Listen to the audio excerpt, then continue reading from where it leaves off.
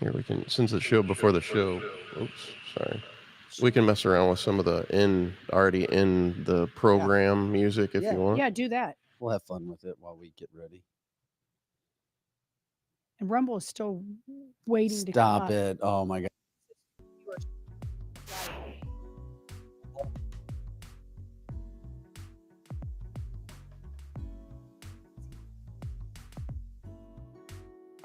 It sounds like we're on hold for a telemarketer. This is elevator telemarketing music. That's awesome. I love it. I love it. I love it, but I don't. Next. Right.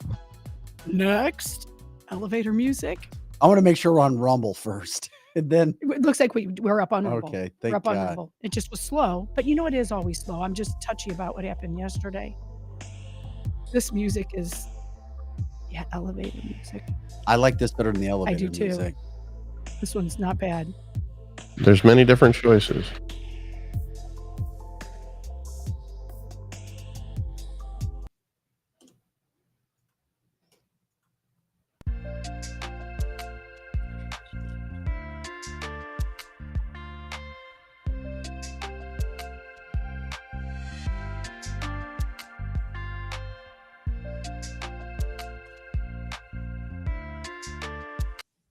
I'll go back to Vic's favorite. What's my favorite? This sounds like bedroom music. No, it's R&B, but that's the one that he said that he liked better than the elevator music. I won't even say it. Don't even say it. I was going to say something. That's right. Mm-hmm. Yeah.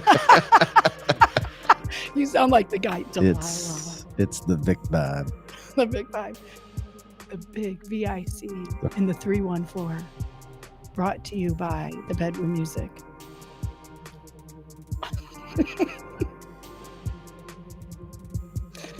Oh.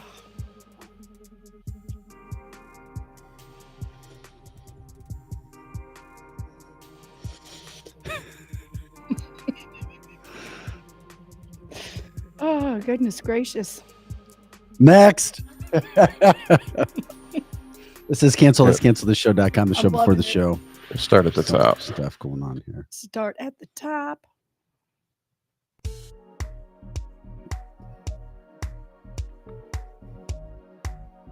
You know what this one sounds like? This one sounds like I should be having a pina colada by the pool in the Caribbean. I like it.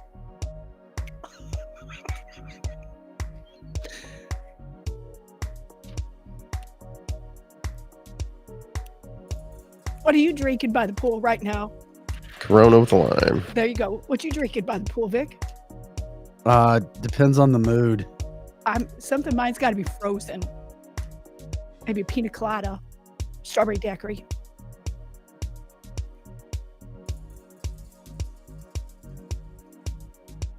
Greg's on there going, bow, chicka, chicka, chicka, pow.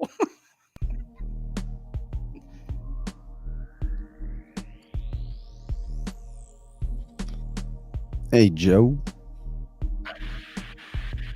I sent you one more video just a little bit ago. Yeah, I got it. A little campaign video, Gregory, and then also just a picture of a New York City cop. It's coming in now.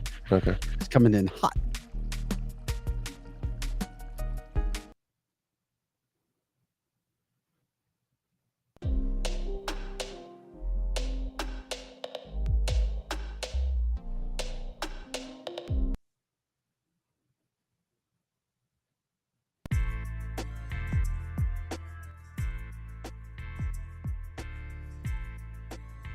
Brought to you by Projo the DJ. DJ Projo on the ones and twos. There you go.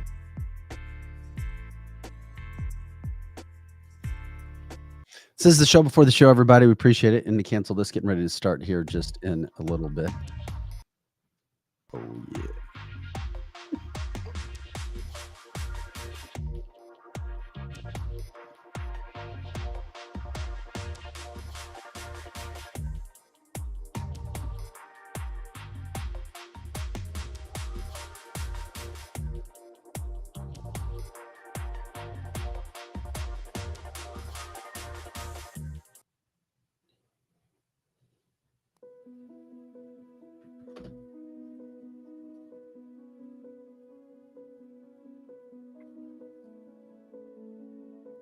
I'm getting my sleepy time pillow and my tissues out for watching this sad, sad movie. What movie?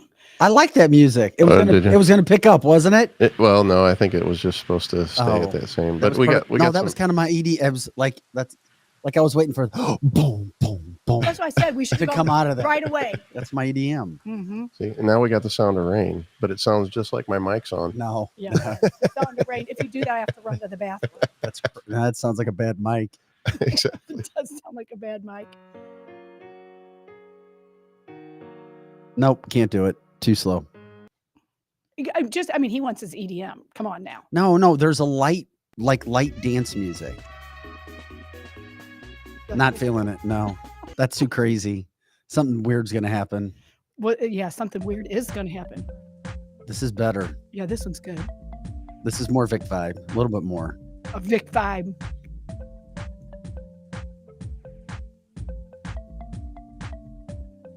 We can try future pop. That sounds like it might be up this- your alley. Is this future? No, pop? this is minimal house. Minimal, this is that's what I'm saying. Minimal house. Okay. Yeah, that's good. I bet that's gonna be my best. But can we hear? All right, let's try future pop. future pop before we.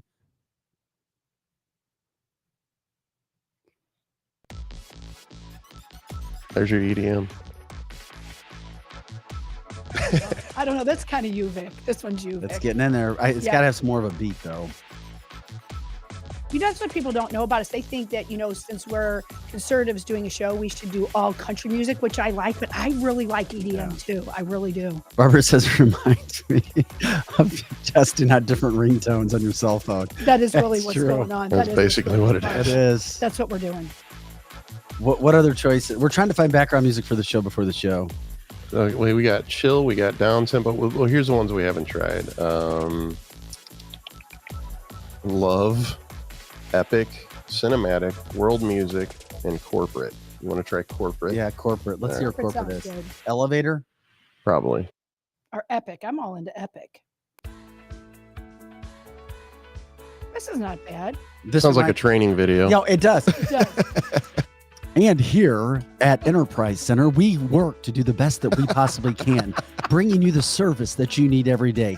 Here at Enterprise, our culture is second to none. That's exactly what. Great job, Vic. Great job.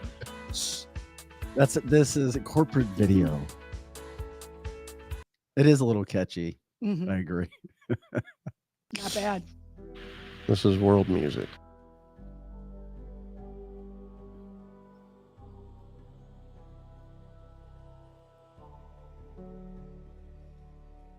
I think everybody's ready for a nap. Yeah, I'm thinking Yeah. that's. Do you have one more before we start the We'll show? do cinematic. Here we go. What about epic? Here, well, let's do I like epic. Yeah, let's do that.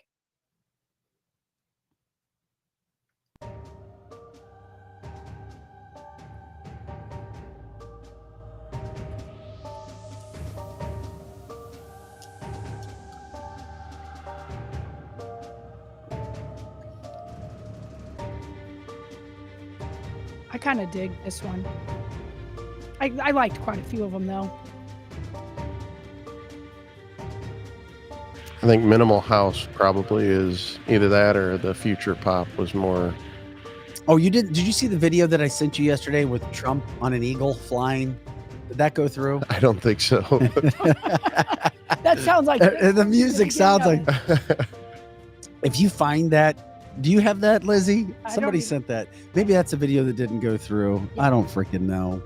Literally, this video of Trump flying on an eagle. And he's And that's like, what's up with the music? What's up with the music is we've been told that during the show, before the show, we should have some music while we're preparing the show. yeah. So we're just practicing music out on the show before the show.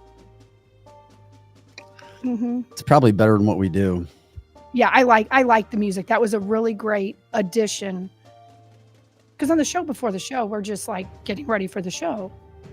It's for some. We can't play regular music, right? Or can we before the We show? can, before as the show? long as it's not copywritten, which they're doing a lot of different stuff with that nowadays. They're changing the laws on all that. Can I get one more song before we start? Sure, let's try cinematic.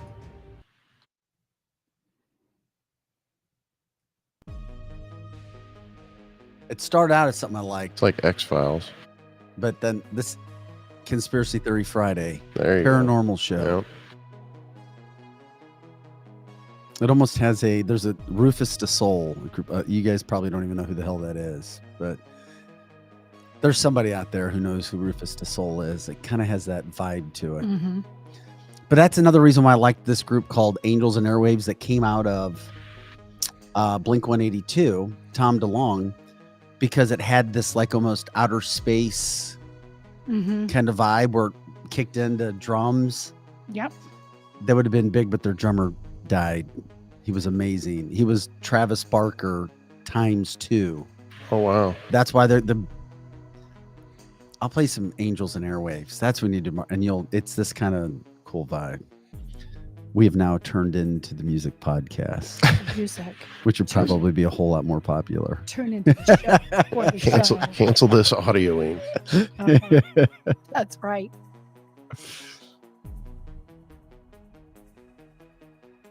Yeah, Beastie Boys Intergalactic. That's a long time ago one. Mm-hmm. Okay. I guess we can get started. Yeah, we could just be playing with this music all day. All We might right. want to get the show started. All right. Well, let's do it.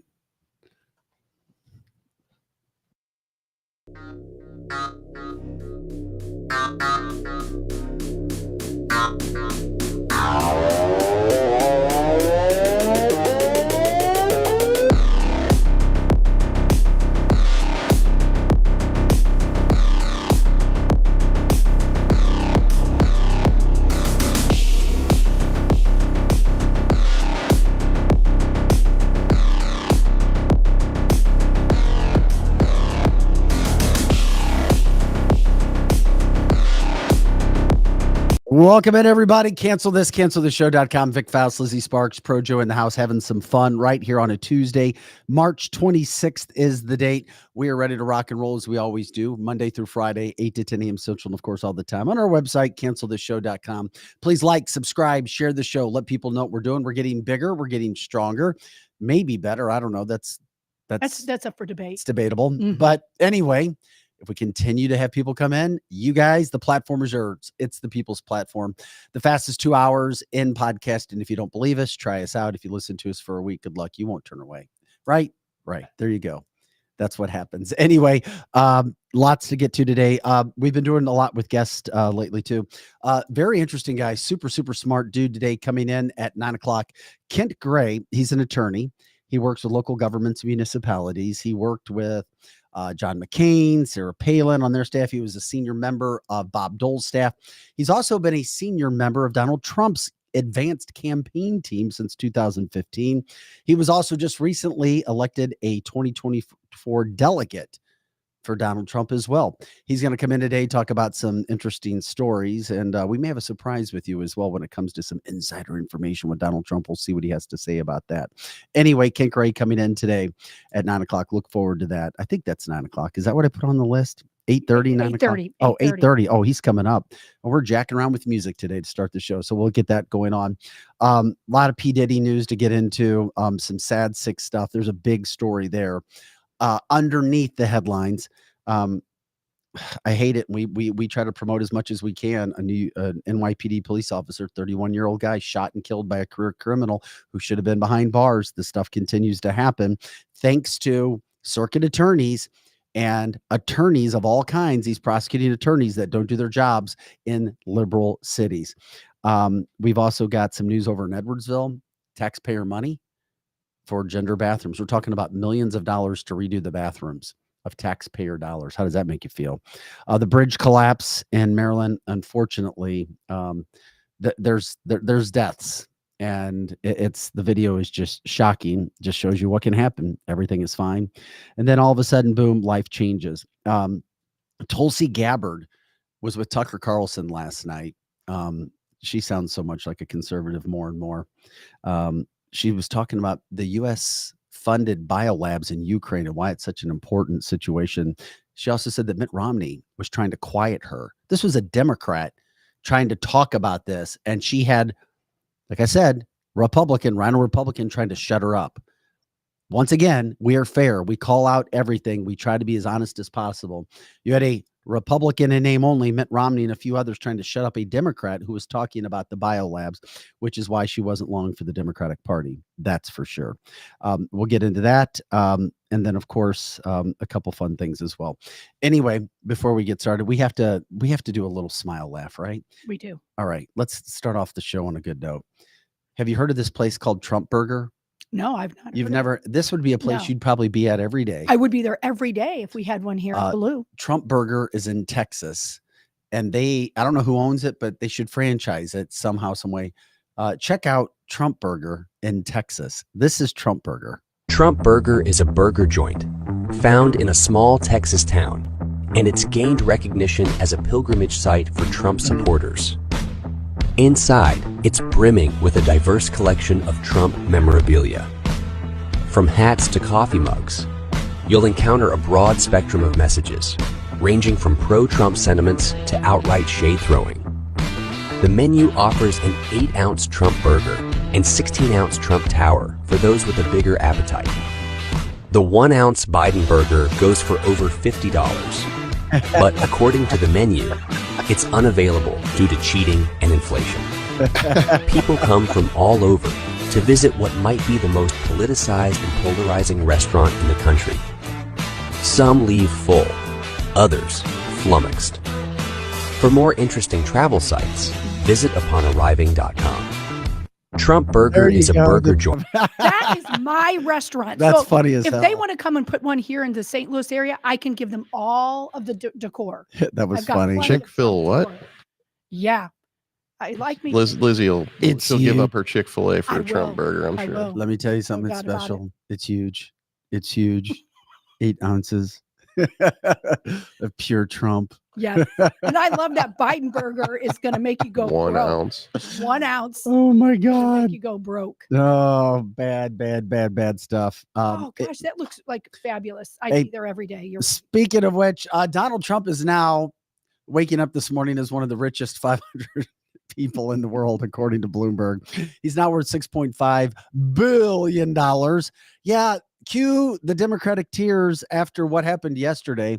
Now, obviously, his bond in New York was cut down to about $175 million.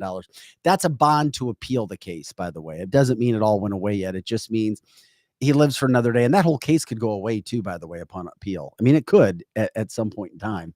He did say he was going to be paying cash to do that also, but he was also asked how he was going to be paying at first. And here was Trump. Lizzie, do you know what Nunya is? Do you know what Nunya means? Have you ever heard None of your business. None Your business. Here's Donald Trump. Mr. President, you mentioned the cash you have. You said on Friday it's something like $500 million. You intended to put some of that into the campaign. Now that the bond's been reduced, are you going to start putting money into your campaign? Yeah. You haven't done that since 2016. Well, first of all, it's none of your business, I mean, frankly. But I might do that. I have the option. None your biz. None your business, people. Donald, are you going to start using your own money to put into your campaign? Oh, yeah. You know, first of all, none your business. None your business. Just when you think you can't love them that reporter, he helped that reporter because that Sure reporter did. can now talk about that the rest of his life. He can. Donald Trump told me, none your business.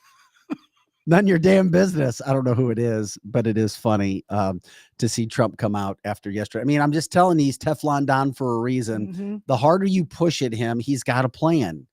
And this is why there's something called Trump derangement syndrome, because the liberals they're all like sitting there and, Yeah. and then, no, what happened? My life is over. None your business. I love it. Donald did get a little bit more serious yesterday because we all know it's a farce. It's a joke. It's a lie. This whole thing is terrible. What has really happened to Donald Trump, and it wouldn't happen to anybody else. And it's only because he's running for office. Here's Donald Trump talking about how important the election is and everything that's been going on. Judge Ignorant doing what he did in regards to working with Letitia James, who came out yesterday just all pissed off because she's this evil lady. She, of course, like Fonnie Willis, likes to remind everybody she's black for some reason. I don't know why. I'm a black woman. I don't know. Why is it the black women have to tell you that they're black women? I have no. I know very successful black women that don't have to say they're black women. Mm-hmm. Okay, here's Donald talking.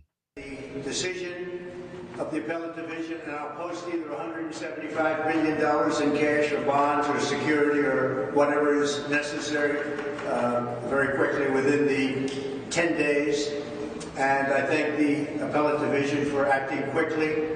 But Judge Engoron is a disgrace to this country, and this should not be allowed to happen. Thank you for the decision. That's right, and it shouldn't happen. And to the powers that be on the liberal Democratic side, they love them, but people know when you look at it with half a brain what has gone on over and over and over again to try to go after Trump. But he wins. Trump always wins. He wins. He wins. Mm-hmm. He promised us that with him, all we would do is win, and we would get so tired of winning. But I'm not tired of winning. It should be another one of those shirts. Trump, none your business. None your business. None your biz. None your biz. We'll talk more about him coming up a little bit later. Want to switch off to this real quick before we go into our guest at 8:30. Gosh, I'm sure you guys have seen the bridge collapse by now. This is 2 people were rescued, thank God, but several are missing. And if people are missing several hours after they went into the water, I'm saying it's bad. That's going to have a bad outcome and a bad ending. Check out the video, and we can talk over it. I mean, you see a barge, a huge ship, literally run into the base of the bridge. I mean, it literally hits the bridge and it goes down. And I'm sure people have seen this. This is the Key Bridge in Baltimore. So sad. I think it was 31,000 people travel it a day. I remember years ago, a Minnesota bridge collapsed and people went in. And ever since I saw that story, I'm not kidding. When I drive over a bridge, and it's like I want to get it ingrained out of my mind, but I'm like, yeah, holy crap! If you're on a bridge and 150-foot drop, yeah, how scary is that? And that's why there's 50 feet of water. They're afraid to drive over a bridge. 50 feet of water, several people missing, and I mean, the search and rescue teams got out quick. I'm just saying, where the hell would they be if they haven't found them within hours? Correct. Well, and there's sonar, like the sonar is saying that there's several vehicles in there, including a tractor trailer. And then when you look at the video, and Joe, you can show it again if you want. The issue is nothing, quote, nefarious. It looked like the barge lost the technology was not working. And this isn't something that was done on purpose. At least that's what all indications are. It was a mistake. Somebody just ran the damn ship into the base of the bridge. But why is it that I always go straight to that was done on purpose? I think there's so much stuff going on, and there is no indication that this is terrorism. But why do I think that? Why I don't think it is. You don't think it is? No, I listened to a couple I listened to a couple interviews today, and the people on board that they have already been talking to. Yeah. That the ship technology, old ship not working. We've seen it with airplanes. That's true. The Boeings and all the problems that we've had recently. Everything is just decaying in this country. And it was one of those sorts of situations. If a boat loses power, it stops. It doesn't keep moving forward, according to Laura. Yes, I do know that. Well, and thank God that it happened at 1:30 in the morning. That is a saving grace on there, because there's 7 people missing. Yes. It could have been a lot worse if it had happened at 8 o'clock. Cindy says, because we've all lost trust. That's why you feel that. Jay says it appears that it lost power, but if it loses power, it stops. But even if a boat is moving, it could still, even if it stops, it's still the force. It continues to go forward at least a little bit. Inertia. Yeah. Yeah, I know. And I'm sure it wasn't terrorism or anything. But like Cindy says, because we've lost trust, we go straight to the fact, okay, who did that? Because we don't trust anybody anymore. Lori says it lost power twice, but kept on moving. There's a video of a ship 2 minutes before crash, lights flickering, and it went out. That's what they were talking this morning on a couple news shows that I was watching, that it had all indications that there was a technology problem, a power issue, a power problem. And Todd says it takes a boat like that it takes 5 miles to turn that boat around. Wow. Yeah. I mean, it's like, it's who's steering the boat once it happens.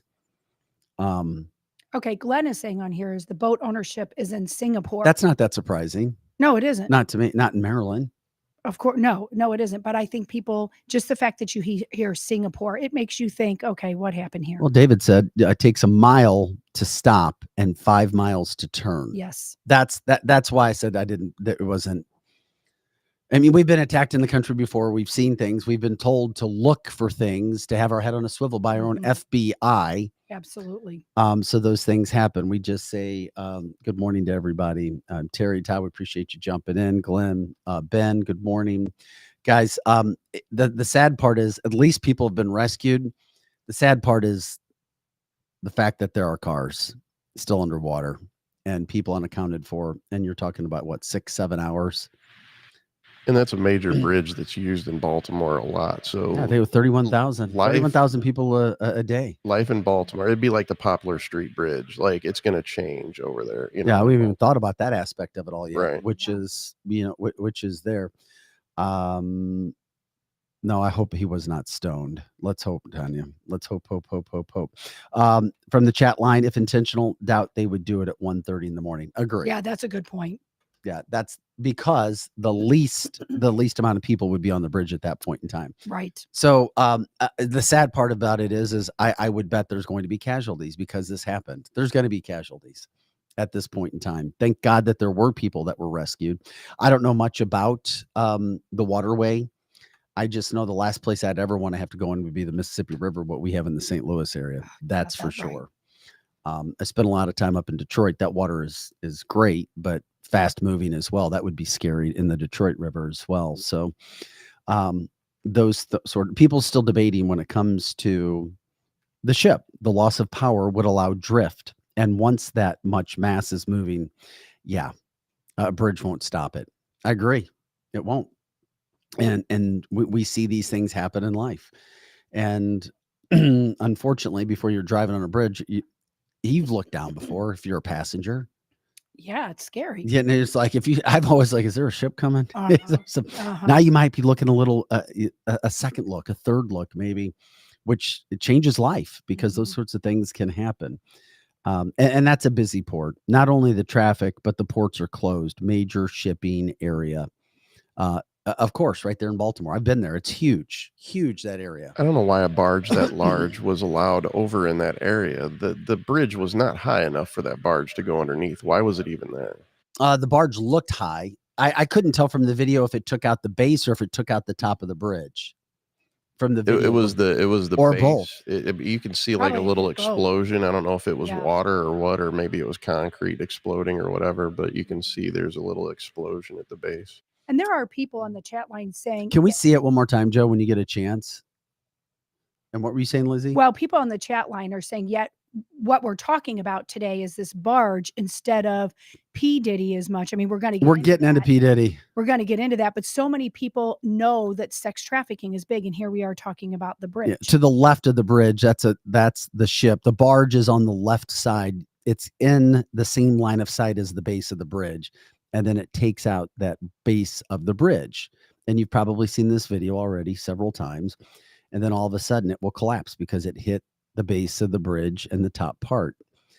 That's what we're showing for our audio listeners on the podcast. We're showing the video. It just continues to move forward. And of course, eventually takes out the car. And I was looking at cars to see if I could see cars on the bridge when that happened too. There are a few. They're stopped. You can see their headlights, like right up in this area. Oh, they stopped. Yeah, they're stopped. Oh, because they're they like, see oh, that. Yeah. crap. Wow. And then you can see like some of them like are airborne as it hits the water. Wow, that's just astounding that the bridge went down like that. It's astounding. No, it really is. Gosh, and we see that you would not want to be there. No, you would not. Very fast moving, cold water. The conspiracy theory for everything that happens is sold sometimes, and shit just happens. Yeah, and I think that's one of those cases, especially after we see it. Probably a 50-foot clearance, according to the chat line as well. Mm-hmm. Is this the same from the movie or as the movie? I don't even know what that is. Remember the earthquake in Oakland? Yeah, another great point as well. Early 90s, was it 93? like the ship from Leave the World Behind. It just continues to move forward. over and Interesting. over. I didn't It is realize that, but that's that's one hell of a parallel. That Yeah, it one hell is. of a parallel. And unfortunately, we see it, which is why we were wanting to show some of that and what was going on. I know it's bizarre. We do have Kent Gray coming in at 8:30ish. Lawyer, senior staff member from Donald Trump's campaign. We'll have some fun with him talking politics and that sort of thing. Still to come, the P. Diddy situation. Yeah, what would St. Louis do if this happened here?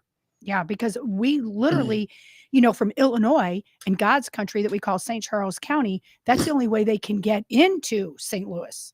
So, I mean, it would really stop commerce. Now, you'd have to have both of the bridges go down, but could you imagine? I couldn't get into work, Vic. You could. Yeah, it's Projo couldn't either. Right. Greg says Obama behind it for the sequel. Mhm. Okay. I knew some of my people would Um, think in the same way I did on that. Man, I know. I just all of that. It's just sad that the bridge collapsed, and we'll learn more, and then we'll find out who the staff is, and all that stuff will come out eventually. It's still a search and rescue mission, or at least it was an hour ago. And man, you just pray somehow, some way, because then we start to find out if they're not able to find certain people, if people could even get out of their cars. Yes. Um, I don't even like that visual no, the visual's bad. of being I on the know. bridge and then going down in the water and you can't get out. You can't get out and you're in your car. The fear that those people must have had. Yeah, Mike from the chat line. This is cancelthisshow.com. Here Monday through Friday, 8 to 10 a.m. Central. We have a live cast. More people watch us after the fact, but our live presence is a big audience as well. And we appreciate when people jump in and give us your comments and interact in the comments as well. It has to be at least 50 deep, coming from 50 foot deep. Yeah, that's what experts in the area say, 50 foot deep. At this point, search and recovery mission with the freezing temps. I would agree. Yeah, I definitely agree from that standpoint. Which is sad. And these things happen in life, which is another reason why you appreciate, you just never know. Who would have thought you're driving across a bridge at 1:30 and something would be affecting you where Correct. you're going into the water. That's exactly right. And Kathy says, yeah, keep sending money to Ukraine rather than fix our infrastructure. Yeah, it's an issue. I don't think this wasn't an infrastructure issue. At least when a ship hits a bridge, I don't think the bridge has any sort of chance, but Yeah. Makes you wonder. It does make you wonder that they have to make these bridges for this to happen. Because, I mean, the odds of a boat ever hitting one of these are pretty high. But I guess you don't think something that large. well, just think about how many pilots are actually on the water. Yeah. Driving around, Mhm. steering ships and boats, Yes. that it doesn't happen more often. Mhm. Think about that. Yeah. Bindi says she has a tool in her car to break the window glass. I guess they tell you to have those now. That, even in water that just comes up on the road a little bit, they tell you to have one of those tools in my car. Yeah, the bus. I've seen an infomercial. Yeah, I've seen it too. I don't have one. To do your best to get out of that. Yeah, Mhm. it's sad, but that's what's happened. You guys can continue to bring that into the show if you want to as well. Tell us about it. Any updates that come out throughout the show. We have a busy show. We're going to get into the P. Diddy stuff. We are some very sick videos and things that are coming out now, which will absolutely blow your mind. In the Edwardsville, Illinois area, how do you feel about millions of dollars of your tax money going to do gender specific bathrooms, meaning that they're changing the bathrooms to make it fine for people who want to go into different bathrooms on whatever sex that they identify with. Correct. Millions of dollars of taxpayer Millions. money. But I'm not surprised. If you know anything about the Edwardsville School Board, this is what happens, and it's a great town. It really is, in my humble opinion. It is. Edwardsville's a great town, but they have this very woke school board there. And I'm telling you, the people that I know in Edwardsville are anti-woke. However, this is happening in their school district. Correct. Anyway, you guys, I think you'll like our next guest, Kent Gray, lawyer. I mean, Kent, you got the longest damn bio I think I've ever seen, because you've been involved with so much for so long. Hopefully, I know you can hear us. Hopefully, we will be able to hear you in just a second. I'll give a couple updates, and then if you want to let people know more about yourself, you can. I was telling people you've worked in several presidential campaigns with John McCain and Sarah Palin. You were a member of Bob Dole's staff, and then now a senior staff member of the Donald Trump campaign. And also, congratulations on your recent awarding of being a 2024 delegate for Donald Trump. Welcome into Cancel This, Kent. Glad to have you. Very excited to be with you. Yeah, many years on this visage. I won't lie to you. Yeah, I could imagine, and everything that you've been doing. Real quick, what happens? Are you a delegate for the state of Illinois, by the way, for Donald Trump? Yes. So Illinois is a little bit different than most other states. Most states have their primary or their caucus, and then they have a winner. President Trump obviously won almost everything, and then they pick the delegates down the road, usually at their state convention. Illinois, we actually had to pick who were going to be our delegate candidates last fall in September and October. We had to circulate petitions just like President Trump did to get on the ballot, and we run as separate candidates as delegates. And so we've been identified as delegate candidates now for 6+ months. And we won, I believe, every delegate spot in Illinois this time, which is really exciting for us. Well, you're joining us from Springfield, Illinois, I believe, and I see Abe Lincoln behind you. How old is that picture, that portrait that you have behind you right now, Kent? Yes, he's our hometown son. He wasn't born here, but in fact, I was telling somebody last night a funny conversation I had with Elton John once about where Abraham Lincoln was really from. But that's yeah. I'd like to hear where he's from. That's for sure. We love the picture. That's badass. Hey, when it comes to what you're doing right now, let everybody know what you're doing with local government and how you've gotten involved in politics so far. So if you go way back to my youth, my dad was involved in Governor Big Jim Thompson's political campaign back in the 70s. And I grew up in a very political household. Illinois back then was a purple state and often would vote Republican. It voted for Reagan, voted for George H.W. Bush. And so a lot of Republicans came through Illinois. We've gotten obviously more blue of a state, much more blue since then. But I've been involved in a lot of local races, Senate races, congressional races, state races. And then in 1996, I got a staff and traveled with for about 3.5 years on his advanced staff. My biggest claim to fame, unfortunately, in that particular campaign is I was there when he fell off the stage in California. Oh my God, I remember that. That was my event, but I've had a lot of really good events since then. And then that basically worked my 12th presidential campaign I've worked on.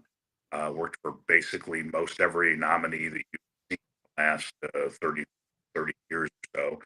And mostly I do what's called advance work, which is the building of events, rallies, stuff like that for both candidates in the White House. But I've also worked in various political field operations. I was state director for President Trump in Illinois, Missouri in 2016. Not on the senior staff this particular time around. I was in 2016. But I'm involved in the fundraising for President Trump. Hey, Kent, real quick, if you could, I don't know if it's going to help. Could you log off and try to log back in? Your stories are really, really solid. The sound isn't right now. We're choppy, so I don't know if people can hear it because the service for whatever reason is not working. We think it might be worth a try to log off and try to log back in. And if you could do that, we'll see if we can maybe get something better on there. It may also be a setting on your computer or your mic as well. But we'll bring Kent right back in a second. But it is interesting thing he said. Remember, Illinois was purple. Yes, it was purple. It absolutely was purple. Well, they had a Republican governor before Pritzker. But the problem was he could not get anything done with anybody in the state or in the area of Chicago. Correct. It would not happen. You could not do anything in that state. And that's what I see from a national standpoint, which is what I think Democrats and yes, rhinos want to do if Donald Trump were to get back into office. You have the House and the Senate, then try to cause as many problems as you possibly can. But now you look at the state of Illinois, if you look at it from a geographical map, it looks a lot like the country. Correct. Most of it's red, and then a couple areas like Chicago, it's all freaking blue. That's right. And good luck getting anything done in the state of Illinois when it comes to politics if you have to go through Chicago. And that's kind of what Kent was talking about from that standpoint. Anything that you do. Kent, we have you back again. Is this any better? Yeah, it's perfect. Yes, now we actually can it hear is. you. I made sure I was off of Wi-Fi, so hopefully that helped. Yeah, you look good, you sound good, and hey, don't what look year good. was that when Bob Dole fell off the stage? 1996, Chico, California. I'll never That was a forget it. big deal then, but now Joe Biden falls off all the time, Oh, I and we're know. used to it. I know. I did probably 5 months ago. I did a big deal with National Public Radio, their national um, uh, reporter, on the fact that President Biden was starting to use the small stairs on the front of Air Force One, and no longer, in very rare occasions, goes up the big air stairs into the main door that the Yeah, that's president a big always deal. uses. Mhm. He has And to that prepare was for pretty that. much a tell that some weird stuff was going on there. My God, that is crazy when that stuff goes on. Hey, when you look at Donald Trump and this election, and you've seen so many and you've worked on it, being a senior staff member, and you're still a senior staff member for Donald Trump's campaign, is that correct? Not this time around, no. That was in 2016, but this time I'm just a member of the finance committee, raising money for President Trump and his campaign, doing the best we can to provide him the resources. I did this in 2020 also. Actually left the job I had at Housing and Urban Development over several states to be involved in his I was in 2020 I was co-chair of his finance committee in Illinois. We haven't really done a finance committee in Illinois yet, but so I'm heavily involved in that, and then just doing everything I can to support President Trump. I think, in 2016, even though I wasn't heavily involved on the staff, I don't know that I would have bet money that he would have won against Hillary Clinton. I think he's doing far better this time, as crazy as everything is around the circumstances of this election. That's exactly what I was going to go to. What you thought about his chances right now? Are you somebody that trusts the election process? I mean, because I've never gone all the way over, but something happened in 2023 when the election stopped, and the genuine nature, the clean feeling of an election to me was tainted. It was dirtied when you stopped the election. Do you have hope? You guys still there? I lost you. Yeah, we have you. Do you have hope that this election will be done fairly? Because I just said, You guys there? yeah, we hear you. Yeah, obviously we'll try to work that out with him because he can't hear us Did I right lose you now. there for a second? Yeah, do you hear us again, Kent? Thank you. You got us, buddy. Kent can't hear us. We'll bring him back in. Joe, if you can bring him back in when he gets up there. It is interesting because I was, Second, guys. yeah. Do you have us again, Kent? Yeah, I did. I'm All right. sorry, locked up there. Okay. Do you trust the election process election process and So the very election interestingly, integrity? Yeah, so I actually do a lot of. I'm a lawyer here in Illinois, and I do a lot of election related law and ballot integrity. I've done that for a long time, even before I was a lawyer back in the 1990s. I was involved in. I remember Governor Jim Edgar had a major petition challenge issue up in Cook County, and I spent a couple weeks in the bowels of a government building in Chicago trying to figure out signature matches. So I've been doing this for a long time. The RNC actually brought me on and sent me to Wisconsin in 2020. So I was there for a week for the election. And then I came back, took a week back at home, and then basically went back for the recount for a week. And there are a lot of shady stuff that happened in the 2020 election. And the best way I describe it to people is none of us will ever know if it was stolen because nobody knows the real number. Just like nobody really knows the real number of what the votes were in 2000 with Bush and Gore. It's an unknowable number because things were lost and things were not, people were not allowed to vote. Some people were allowed to vote that shouldn't have voted. So you end up with a number that may not be exactly reality. But nationwide, only about 43,000 votes would have changed the 2020 election result, and Donald Trump would have been reelected and put back in the White House. That's a very small amount. Now, the popular vote was millions, but again, it's the Electoral College. It's, that's the rules of the game. But in Wisconsin, what we figured out, and unfortunately we didn't see it quick enough, is the Democrats either ignored or relaxed as many election protection and integrity provisions of the law that they could in a very small number of jurisdictions in only the swing states. So they weren't doing this in Illinois or California. They were doing this in Madison, Wisconsin, and Milwaukee County, Wisconsin, Dane County, Wisconsin, Milwaukee, Green Bay, areas around Metro Atlanta in Georgia, Pennsylvania, Michigan. And what they figured out was if you nibble away at all those protections, it might give you a couple extra states. And in the end, that's exactly what happened. If we would have flipped three states, we would have won. Part of that is Georgia, frankly, was the Stacey Abrams down there did a really good job on her stuff as a Democrat and really kind of snuck up on the campaign. And we should have won Georgia. And then my opinion on Arizona, as somebody who previously worked for John McCain, is we shouldn't spend much time beating up on John McCain when we need a state where about 25% of all the voting Republicans at one time worked for John McCain. So, but you got to win Arizona and Georgia, and then all you need is Michigan or Pennsylvania or Wisconsin, and then you win. Yeah, it seems like all those states Trump's leading in right now. Yeah, every single one of them. I'll tell you, as far as the battleground states, the numbers are fantastic right now. Wow, that's impressive to hear that. I mean, you sound pretty confident about it right there. From the chat line, Robert says 5 counties control the election. Your thoughts on that? Yeah, I mean, yes. I mean, that's a major issue. And, I'll have Republicans tell me, they're like, well, elections are perfectly well run. And in fact, there's a guy here in my county who has the same last name as me. We're not related. He's the clerk of the elections, essentially. He's the county clerk. And of course, people are like, well, he's not messing up elections. And I go, guys, it's not. There are states that this never happens in. There are counties that this never happens in. It doesn't happen even in Chicago. But if you've got somebody who controls a particular heavy Democrat jurisdiction, like a county in Wisconsin or Pennsylvania or Michigan, you can basically, what they did was they relaxed the signature match percentages. In Wisconsin, I was watching people pull up. They basically allowed you to vote from the curb. They weren't checking voter ID, which is a law in Wisconsin.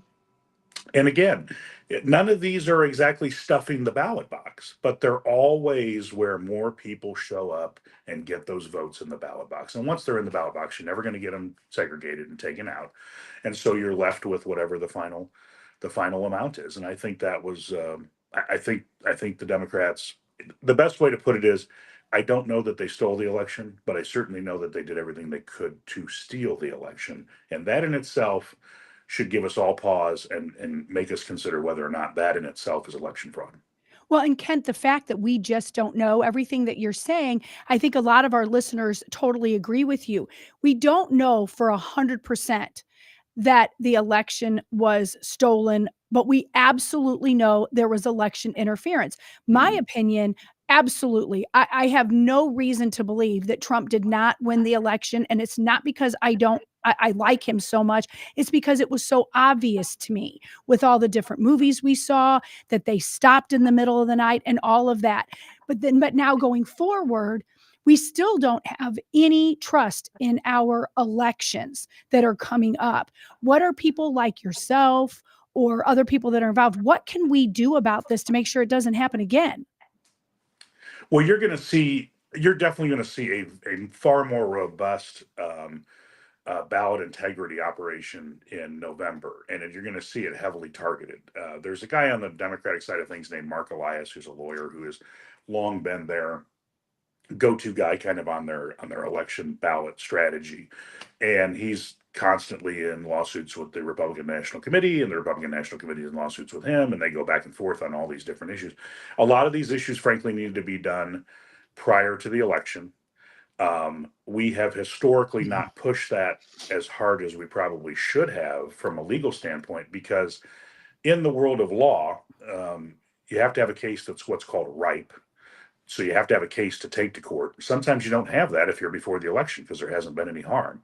And then what happened a lot after the 2020 election is you had another legal precept, which is a case can't be moot. And so once the elections happen, you'll have judges that'll say, well, it already happened. There's nothing you can do. It's moot. Yeah, or as Joey said on Friends many years ago, the case is moo, like a cow, but that's not. That's a throwback I get to it. if you've ever seen that clip, that's the funniest thing. It's funny. I remember that. But that's really what happened was, you had the RNC really trying to take a lot of these issues to the courts back in 2020 prior to the election, and they won some of them. And then you have the election, and then you have other stuff where the case, you have these judges say, well, there's nothing I can do about it. You can't redo the election, so it's done. And so those two issues really box you in. So when people say, well, a ton of courts heard these cases and nothing was really done, almost no courts ever heard any actual evidentiary presentation. It was done more on a procedural either dismissal or refusal to take the case. So at this point in time, when you look at the 2024 presidential election come November 5th, could you imagine it being any better for Donald Trump right now? Because I couldn't. If you were grading this on a grade scale, I'd say he gets an A right now, not only for how he's handled things, but the polling and how he has come out and spoke about certain issues. I feel as if he gets an A right now. I don't think Trump I do supporters too. could want anything more than what they see right now. Yeah, right now everything's clicking really well, and as we all know in politics, if you spend any time in it, that usually doesn't last as long as you want it to. It's you never want to have your winning streak early in the season, as they say in sports. So there's going to be other shoes that they're going to drop for us, obviously, but there are going to be other shoes that are going to drop for President Biden and his team too. I mean, this is going to be everybody talks about, well, this is the most important election ever, but this is certainly going to be probably the most interesting election ever because there's going to be a lot of twists and turns to this one, stuff that we don't even expect. And honestly, we're down to, 6, 7 months now before this cake is baked. Yeah, and I think a lot of the twists and turns you're talking about, we probably won't have any idea what they're going to be because I know there's so much tape and film of the cheating that went on the last time that I never thought was ever going to be allowed. So I hope this time for the GOP and the Donald Trump side that we think out of the box ourselves and fight back and make sure that the Democrats cannot cheat. Yeah, and to everybody out there who's just if you care about elections, you don't even have to be a Republican. You can be a Democrat if you want to be. Get involved in your election process and volunteer to be a precinct committeeman, to be a poll watcher, to be an election judge, um, and honor the oath that you take when you do those and run a clean election. I mean, we don't do well as a country by trying to edge out the other guy through playing games with the rules, and basically ignoring them. I think the use of the COVID pandemic to come in and basically say, well, we don't have to follow that law, we don't have to follow this law, we don't have to follow that law, we're going to relax this law, and then all of a sudden your guy wins. That's if nothing else, it's not good sportsmanship. I mean, there is a certain honor among well, I won't say honor among what, but there's certain honor in this that you should at least pay attention to. There's nothing wrong with both parties trying to change laws to better reflect what they want to do. We've done that, they've done that. We gerrymander, they gerrymander. There are things that go on that aren't very pretty in the back of politics, but we do try to work it out and make it a law and then follow the law. This was something where essentially they ignored the law. Well, what concerns me, it wasn't that long ago, about a month and a half, 2 months ago. As a matter of fact, it was the night after Joe Biden had one of the worst press conferences in the history of American presidents, where Governor Kristi Noem came out and said, there is no doubt in my mind you're going to see something happen, a black swan event of sorts that would equal what happened with COVID for the Democrats to get him reelected, because there's no way that this man can be elected in a fair manner. They're going to do something to make sure that we have something COVID related so that they can do what you were just talking about, Ken. That was Yep. coming from Kristi Oh, yeah. Noem. Yeah. No, they'll always try to find an excuse. And what we did not, by the way, there's a great Time magazine article about this. They did this 2020 stuff and they honestly kept their mouths shut for several months. And then good for them. They were smart. When you're trying to steal an election, you probably should try to keep everybody quiet. But then I can't remember exactly what the date was, but you can look it back up and it was in Time magazine and it was a lengthy article.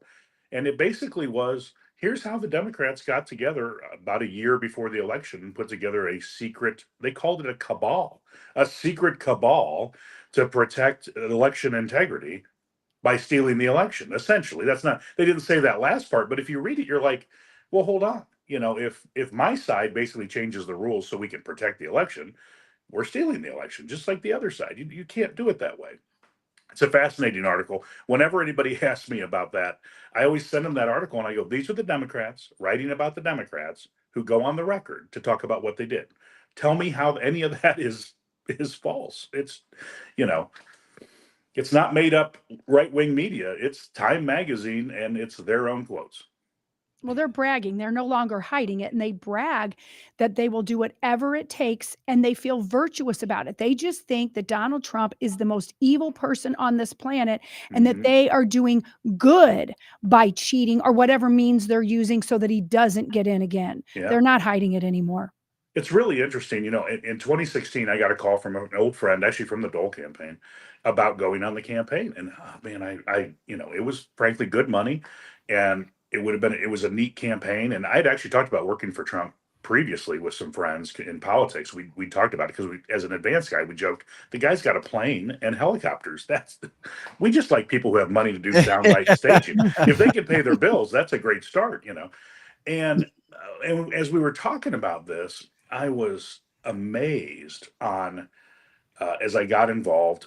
And number one, I really like the guy. I've gotten to know him. And we're not bosom buddies, but I know him pretty well. And he's a lot of fun to be around. He's just a great guy. But I'm like, well, he might end up being kind of a New York liberal. He came from the Democratic Party. He got that Reagan history of being a Democrat and then left. The party left me thing. And honestly, his 4 years as president, I wish COVID wouldn't obviously it never happened because it's so messed up, the record of a great presidency. But that would have happened to any president. But all the stuff that he did, I look at the list of things that he knocked out when he was president, and it's a punch list of conservative wants and dreams that have gone on for 20 or 30 years in my life. And I'm amazed that Donald Trump was the vessel that made that happen. People say, oh, he's flawed or whatever. Well, flawed or not, the guy came in and just knocked stuff out. I mean, Yeah, he's he a builder. got things done. He kicked ass and he did it. But then again, we also then saw the sound bites that were said even by a Fauci and others that said there's going to be a major medical situation. There's going to be a pandemic that was said before it happened. Well, So- he was with Barack Obama over at Wuhan in 2015, if that's not obvious. So obviously there was a plan in place to make sure Donald Trump would not have too much success, which is frustrating. But I don't think, and you already said it, if Donald Trump does overcome all the challenges and every other thing that's going to be thrown out there, it won't stop, in my humble opinion, if and when he becomes president. No, Because you see what's happening in the House right now. Ken, have you ever seen, you're talking about 15 House representatives leaving all of a sudden before the election. Right. Come on, that's not by chance. Yeah. I mean, of course, once he is, part of it is once he's in a second term and he's, term limited from the Constitution, I think things die down a little bit to some extent. I mean, they'll still keep going after him. They've probably given up the impeachment thing because that hasn't worked at all for them. I mean, the impeachment thing only made him stronger. I think in the end, it only made Clinton a little stronger with his base back, in the 90s.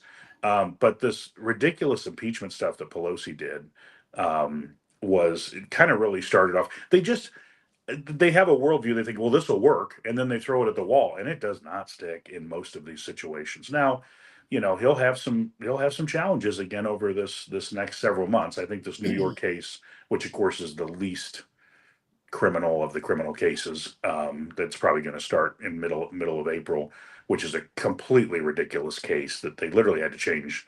Had to go after him under a weird part of New York law to even be able to make it a felony.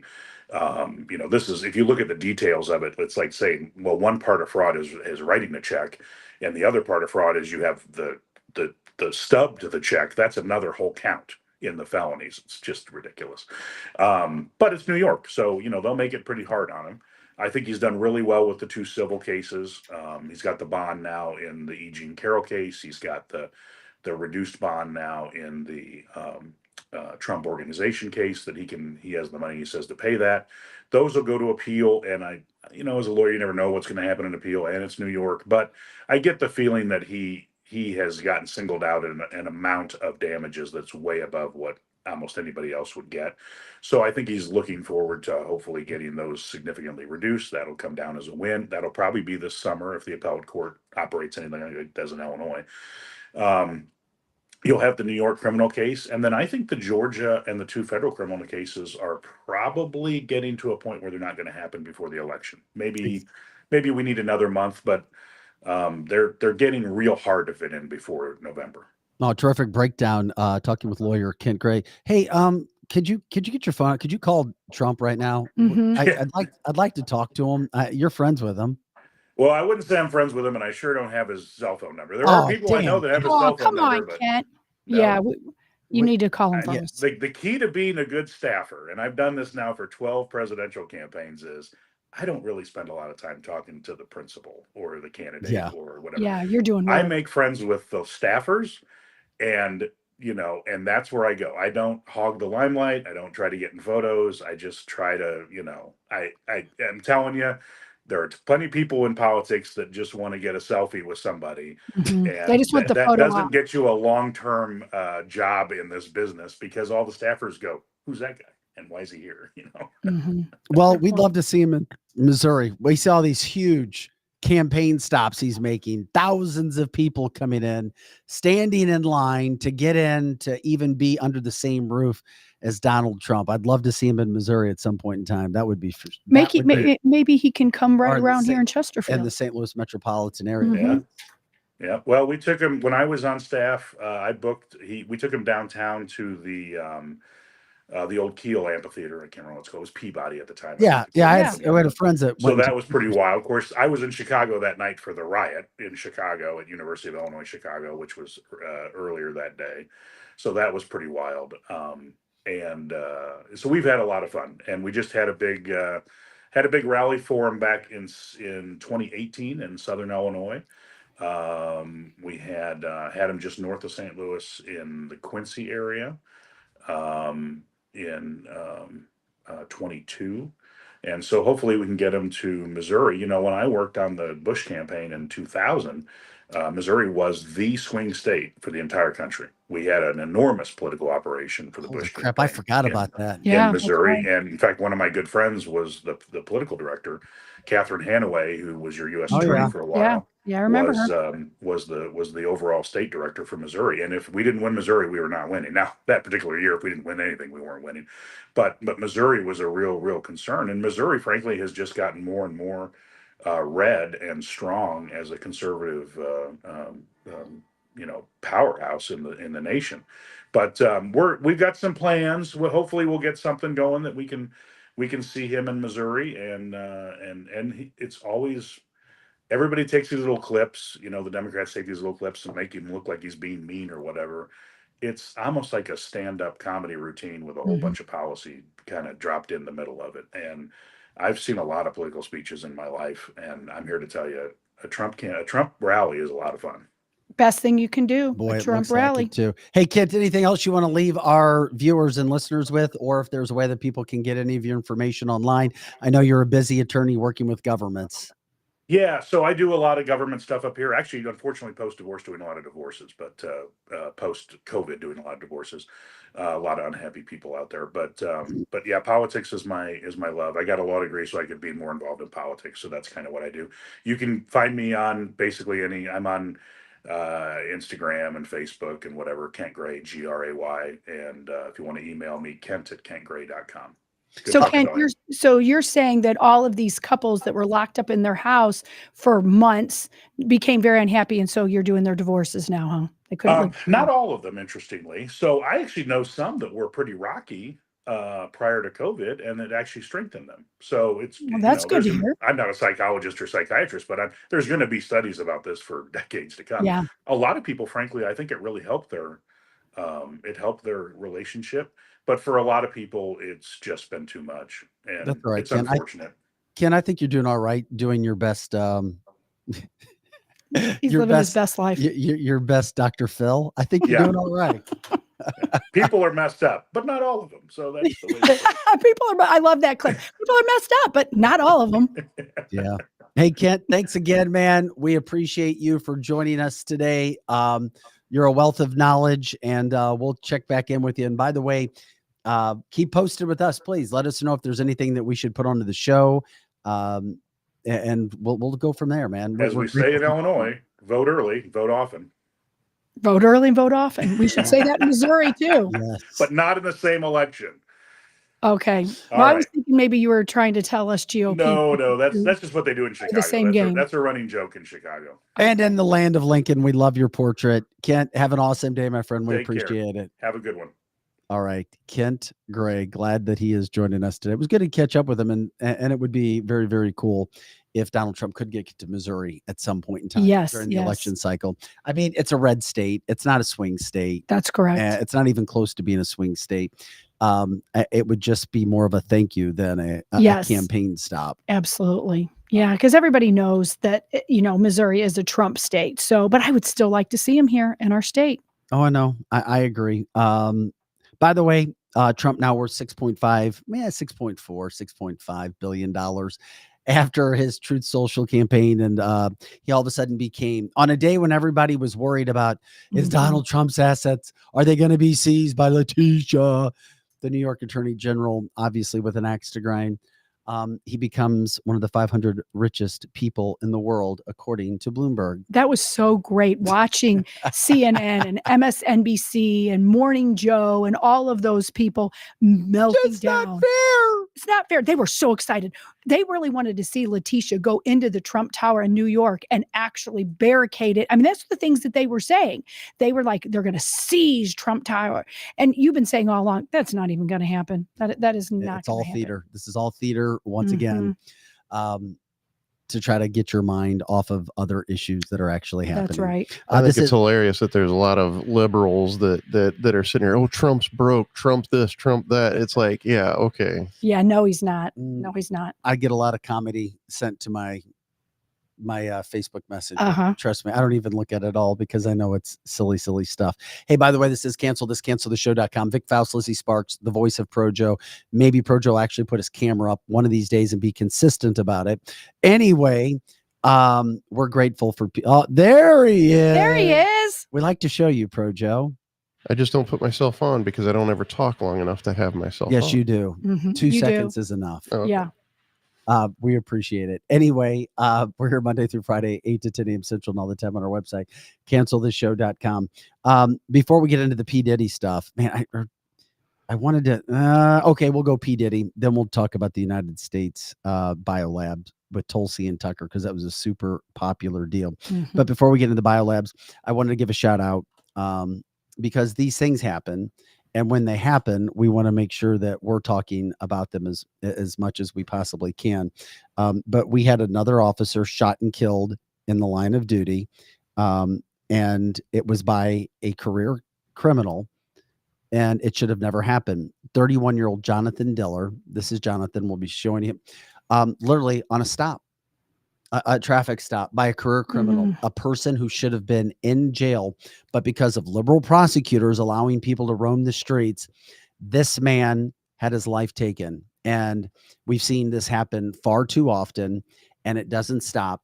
And then you've got brazen criminals who just don't give a damn about life. They feel as if they can do whatever they want. We've certainly had our fair share throughout the St. Louis metropolitan area. And then, of course, you see a picture, somebody who wants to serve and do the job of about 6 to 10, get paid the job of 1, and then take a bullet and be shot dead on a stop. That's why I always say, if officers come up to you, you comply. I know it sucks if you don't think you did anything wrong. Trust me, it happened to me. However, they have to worry about life and death when they get out of their car every time. That's every exactly time. right. Every single time. Think about that going to job today. When I get out of my car, I am going to have to worry about something being shot at me in my life and my family being affected. That's sad. And you have to teach your kids. And I know a lot of our listeners do. But when a police officer comes up to the car, it doesn't matter if you're black, white, old, young, you are looked at now as someone that could possibly make that officer not go home at night. So you keep your little hands on the steering wheel and don't reach for anything until the officer says to. You can fight it out in court later if you think the police officer's wrong, but don't do anything that makes the officer think you're going to attack them. Nothing. Don't even reach for your driver's license. And by the way, here's the thing. Complying doesn't mean you have to agree with everything that's happening. You don't even have to agree. There's several videos on YouTube, several videos on TikTok where you have rights that you're never even taught about, where if you get pulled over where I would encourage you to study up what your rights actually are, what you have to say, what you don't have to say, rolling down a window or not, those sorts of things. All I am saying is complying is a major part of getting out of the situation from the get-go. Complying doesn't mean you have to say, oh, yes, you're 100% right. It means you make sure that they know that you are not a physical threat. That's exactly right. You can even say to the officer, I don't agree.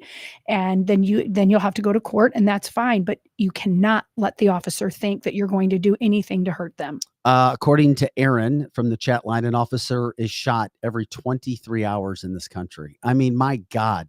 And that's all that stands between us right now and anarchy. That is exactly And right. it's the one profession, even more so. I mean, I feel bad for our teachers.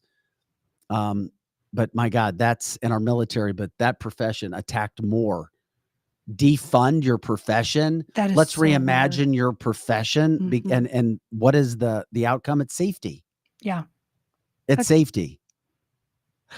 It's so sad. They have just made our officers the villains to a lot of our youth. I mean, they even do it to school. I mean, I love teachers, but with the DEI, part of the DEI, and a lot of people do not know that, written into the DEI curriculum is basically not to trust your police officers. Of course not. It's just so tragic. And Well- like Annette is saying, our system is so broken. There's so much corruption. Okay. Joe, do you still have his picture? Jonathan Diller's picture. This is a 31-year-old man who's 31. Family, friends, and a career criminal ends his life because he thinks he's above the law and he can do whatever the hell he wants. And then these are the situations that these people are left with. I mean, and this was in Queens, by the way. The guy had several prior arrests. And, he's just going up trying to take care of his job, do whatever he possibly can. And unfortunately, he got hit in the torso right underneath his bullet resistant vest. Oh, It that's can happen. tragic. And all it was a traffic stop. That's all it was. And then the driver of the car had 14 prior arrests. Mhm. And that's why this guy with the 14 prior arrests. And so he was driving. Mhm. He was shot by a passenger who also had 4 prior arrests, Of course. who was sitting in the car. Mhm. And that's why you have a senseless act where this stuff happens. Now, this guy was married. And guess what? He also had a young child. Oh, that's so sad. And then you look at his picture, and that's what you have to remember happens in this country. It's not the first time. Unfortunately, it won't be the last time if you look at what has happened in this country and where we're going. Once again, traffic stops and any sort of these domestic situations are very dangerous. They can be violent. Mhm. Complying doesn't mean you have to agree. Complying makes sure that you show them that you're not a threat. Robert even said in a line, he's like, what you say is, I don't answer questions, but show them. That's certainly your prerogative to do that, but show them that you're not a physical threat. Correct. And I hate the fact that I have to look at this picture and see what is happening over and over and over again. But of course, we will always promote officers of all kind and military of all kind on the show whenever we have the opportunity to do that. Once again, this is cancelthisshow.com. This is a bizarre story that's going on right now with P. Diddy. And I know it came out yesterday, and it's everywhere, all across the world for that matter. Where is P. Diddy? What's happening? Mhm. The feds go in. Basically, when these things happen, when the FBI puts together a raid, they know if you're home or not. They knew he wasn't home, but they still went in, not only at one of his houses, but 2 of his houses. Almost simultaneously, they were doing that. So obviously, they're looking for evidence. They're not looking for P. Diddy. They allowed him to take off. Mhm. They did allow him to Allegedly, take off. where is he? I mean, Allegedly, are you mapping planes, Lizzie? yeah, mapping planes. Allegedly, Oh, there we he got a was flight seen. tracker. There's his flight tracker, and Not to make light of this, but I found it interesting that you found a flight tracking. correct, pattern. because allegedly he was seen in the airport just fidgeting, and he was on his way to the Bahamas. And so you can look at this a couple different ways. P. Diddy has been said to be a sex trafficker civilly in civil court for a long time that he keeps denying. you've got Candace Owens out there saying that she believes that they're not going in there to get evidence against him. They're going to hide the evidence against him. That's what Candace Owens is Or saying. hide evidence against people who he is working with. That too. That if he does go down, he is going to be the person that goes down, and he's going to be the fall guy for the people But even above. Why would him. they allow him to go and leave? They know where he's going. They know where his plane is. If you wanted P. Diddy, you'd be standing at his damn plane. Correct. But that goes that maybe Candace Owens is right then when she says that they're going in to hide things because they're not going to do anything to him. Now, I saw 2 people yesterday that were in handcuffs, and those were supposedly his sons. So I don't know what's going to happen to his sons from here on out. So but P. Diddy, nothing has happened to him so far, and he's not even in the United States. Well, I guess the Bahamas is considered the United States. So with this map, I mean, isn't that down by that island that in question? Isn't that interesting? That he's not too far, and why would he is flee to that island when they're down near that island? Well, it makes you think. That's probably why Candace Owens was saying that exact thing, is that he is the one that they're going to protect, or he's going to be the fall guy. I mean, he's so involved in it. His name has been in this since 2013. You're right. Yes, Alex it has. reminds us of that. It kind of went away for a while, like the Epstein situation. And here we are now with this, because more evidence has come forward somehow, some way, something's going on, which is why they would go and do this. Now, the P. Diddy situation that's been out for a long time is the fact that now you're wondering, okay, if you raid 2 houses and you allow him to leave, that's very, very bizarre. That is bizarre. Flags waving. Okay. Conspiracy. That something bad is happening. There's no way something good is happening. This is the video of the raid. I mean, did you already show that, Joe? Okay. Yeah. Like, we can talk over the raid if you haven't seen it yet, because it's going to bring a lot of attention. And of course, when it's P. Diddy's house and you have people going in to do it, and they did it in the afternoon. Yeah. Broad daylight. Wasn't early in the morning like Mar-a-Lago. Correct. These are crazy videos going in. Now, when you see the police and you see the FBI taking people out handcuffed by gun, that's kind of a big deal. That is a big deal. They're pulling them out at gunpoint, and it wasn't just one person. You see them going in a whole lot of people, and I don't know if they're. When I saw this video, I was like, "What the hell is going on?" At P. Diddy said, I wasn't even thinking child sex trafficking of any kind or those rumors. I was like, something else is going on, like weapons, drug related. And then we started to see all of that coming through. Correct. And they're saying that there were illegal weapons, whatever that means in that situation, as well as, nefarious things besides sex trafficking, but it's all part and parcel. We even have a video we can play in a little bit of a neighbor saying that. Well, we'll do that next year. You can load that up, Joe. Yeah. After this one. I mean, so he's been known since 2013 to be involved in this, and he's even on the list. He's even on the Epstein list. Oh yes. A lot on the list. A lot. Yes. He's on that list. And so, that he's involved in some way, and this has been going on forever. Now, yes, Chris, both houses were raided. We've been talking about that 100%. Yes. Both houses were raided. Correct. So this is a neighbor speaking? This is the neighbor. And the neighbor even says, well, we can go ahead and play it, but the neighbor out the window says about these buses that come in the middle of the night, and it's crazy. Yeah, tell them stop bringing all the minors over here late at night. I live right next to him. He do too much. It be like buses, like big ass buses. You just see all type of shit hop out. Especially at nighttime, like around 3 o'clock in the morning. It gets wild. I'm his neighbor. When my basketball go over there, I just let it be because I don't want to knock on the door.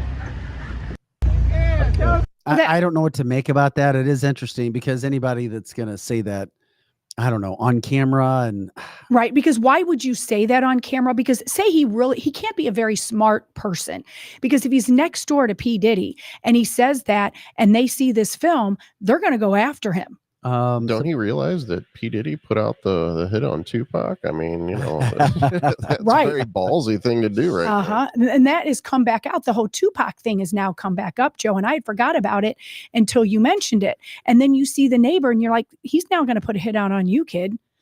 So, I mean, no matter what this is, I mean, literally, people have raided people's houses. Look at Donald Trump. That didn't do what they're saying they're doing. But this is a different situation because he's been known for decades to be involved in human and sex trafficking. There's been videos that have come up over the years as well when it comes to P. Diddy. This is one that I don't know the exact year, but just listen to this girl talk. I don't know why this video was made. I don't know what the point of it is, but it's sick. It's sad. Something very evil is going on here. And now you're starting to see some of the stuff come back up. I don't know if it has anything to do with what's going on. Why P. Diddy wasn't apprehended and allowed to flee the mainland of the United States makes no sense to me, but yet your house is raided, 2 of them. Mm-hmm. Oh, but we're going to let you go for now. But look at this video with this girl talking. Try to make sense of this.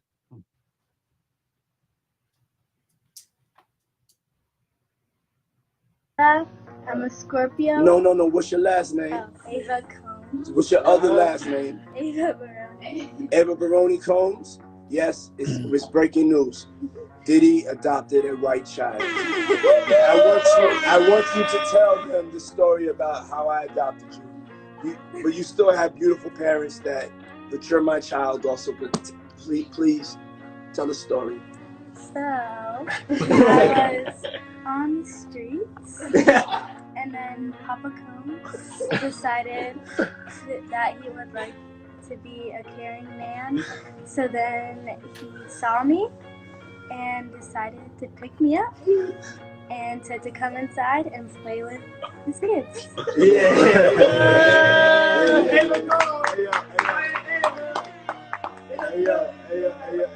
Hey, that's like a little bit like borderline suspect. I don't want nobody, we want to get it clear. I adopted you like Madonna adopted kids and everybody else adopted kids, Charlize Theron, everybody that's ever adopted Sandra Bullock. I adopted you because I felt that you could, enjoy also having a black parent to take care of you and help you out. So, just clarify it because it's crazy out here online. So I played with the kids and I got permission from your mother and say all of that just make it because it's crazy out here. Well, I met Jesse and Delilah when I was 6 months old. 6 months. And then we basically are sisters, all 4 of us. So. 6 months. I always come over. Yes. And it's Ava Baroni Combs. Come on. Let's go. Okay. As an adoptive mom, sick going on. Yes. With that video. You know what? As an adoptive mom, that I've adopted 2 of my kids that are a different race. I do not get on camera and say, oh my gosh, I adopted because I want you to have a white mom. There is something very nefarious about that. And the fact that he has buses that come at 3 a.m. and that he's been accused of sex trafficking, I have no doubt that there's so much money involved and children shuffled in and out for pay that actually made the back of my neck have hair raised when he was talking. This is going back to lawsuits from 2023. I mean, he had multiple sexual assault and harassment cases brought against him. I mean, you're talking 5 times in less than 4 months in 2023. Mm-hmm. And this is Homeland Security investigations that are going in and doing this, the Homeland Security Department. And they said literally that they raided homes in New York, LA, and Miami. Mm-hmm. So what the hell's going on? They said they're going to provide information as it becomes available. Now, once again, it's very difficult to trust government with anything in this day and age. I don't know what's happening. I don't know exactly. All we know is that the reports from the Southern District of New York say that it appears, the raid that is, appears to be tied to sex trafficking allegations against Diddy in recent months. And that's why this was happening. But since when, as I've said, do you know that your house gets raided, 3 of them, and you're allowed to just take off? So clearly, my mind goes, okay, he was tipped off. Correct. Somebody tipped him off and told him, get out. Of course. Just go get out. You don't want the scene. But wasn't there video of him? Do we have video of him standing somewhere? Were you telling me that? I didn't bring the video today, but I did see that there's video of him in the airport, or what allegedly is him in the airport, just, like walking around quickly and looking like he was all upset about something. And why does this happen now? Is it just because that's the timing of law? Because now I've always said, okay, something major happens. This is sickening if it is, but then does it take our attention, our mind off something else that's going on?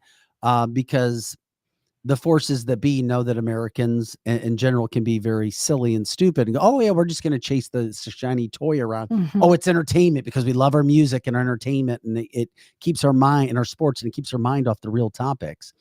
What I'm hoping, and I think you're right, it could very well be a distraction, but I'm hoping that maybe there are some really good people that work in human trafficking and work in sex trafficking that are sick and tired of this. Because he hasn't been charged. No, he's still not charged, even though that just because someone goes into your house, even if it's the FBI or Homeland Security and with a warrant and wants to seize something, they weren't coming there to arrest him. They were just coming there basically to take his phones and his computer.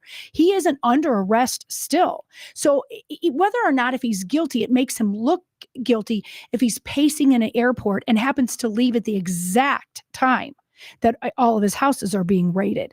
And that's a thing that people have lost sight of in some cases, is they were not there even to arrest him. They didn't have a warrant out for his arrest. They just wanted his devices. From the chat line, very interesting. Yeah.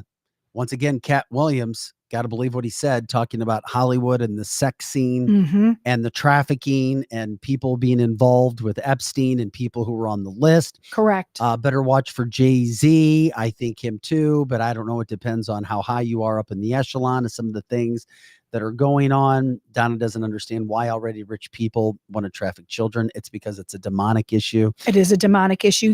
Somebody that's normal can't even understand that. A lot of these people that got money got it demonically as well. Just because you're rich, though, doesn't mean that you're demonic.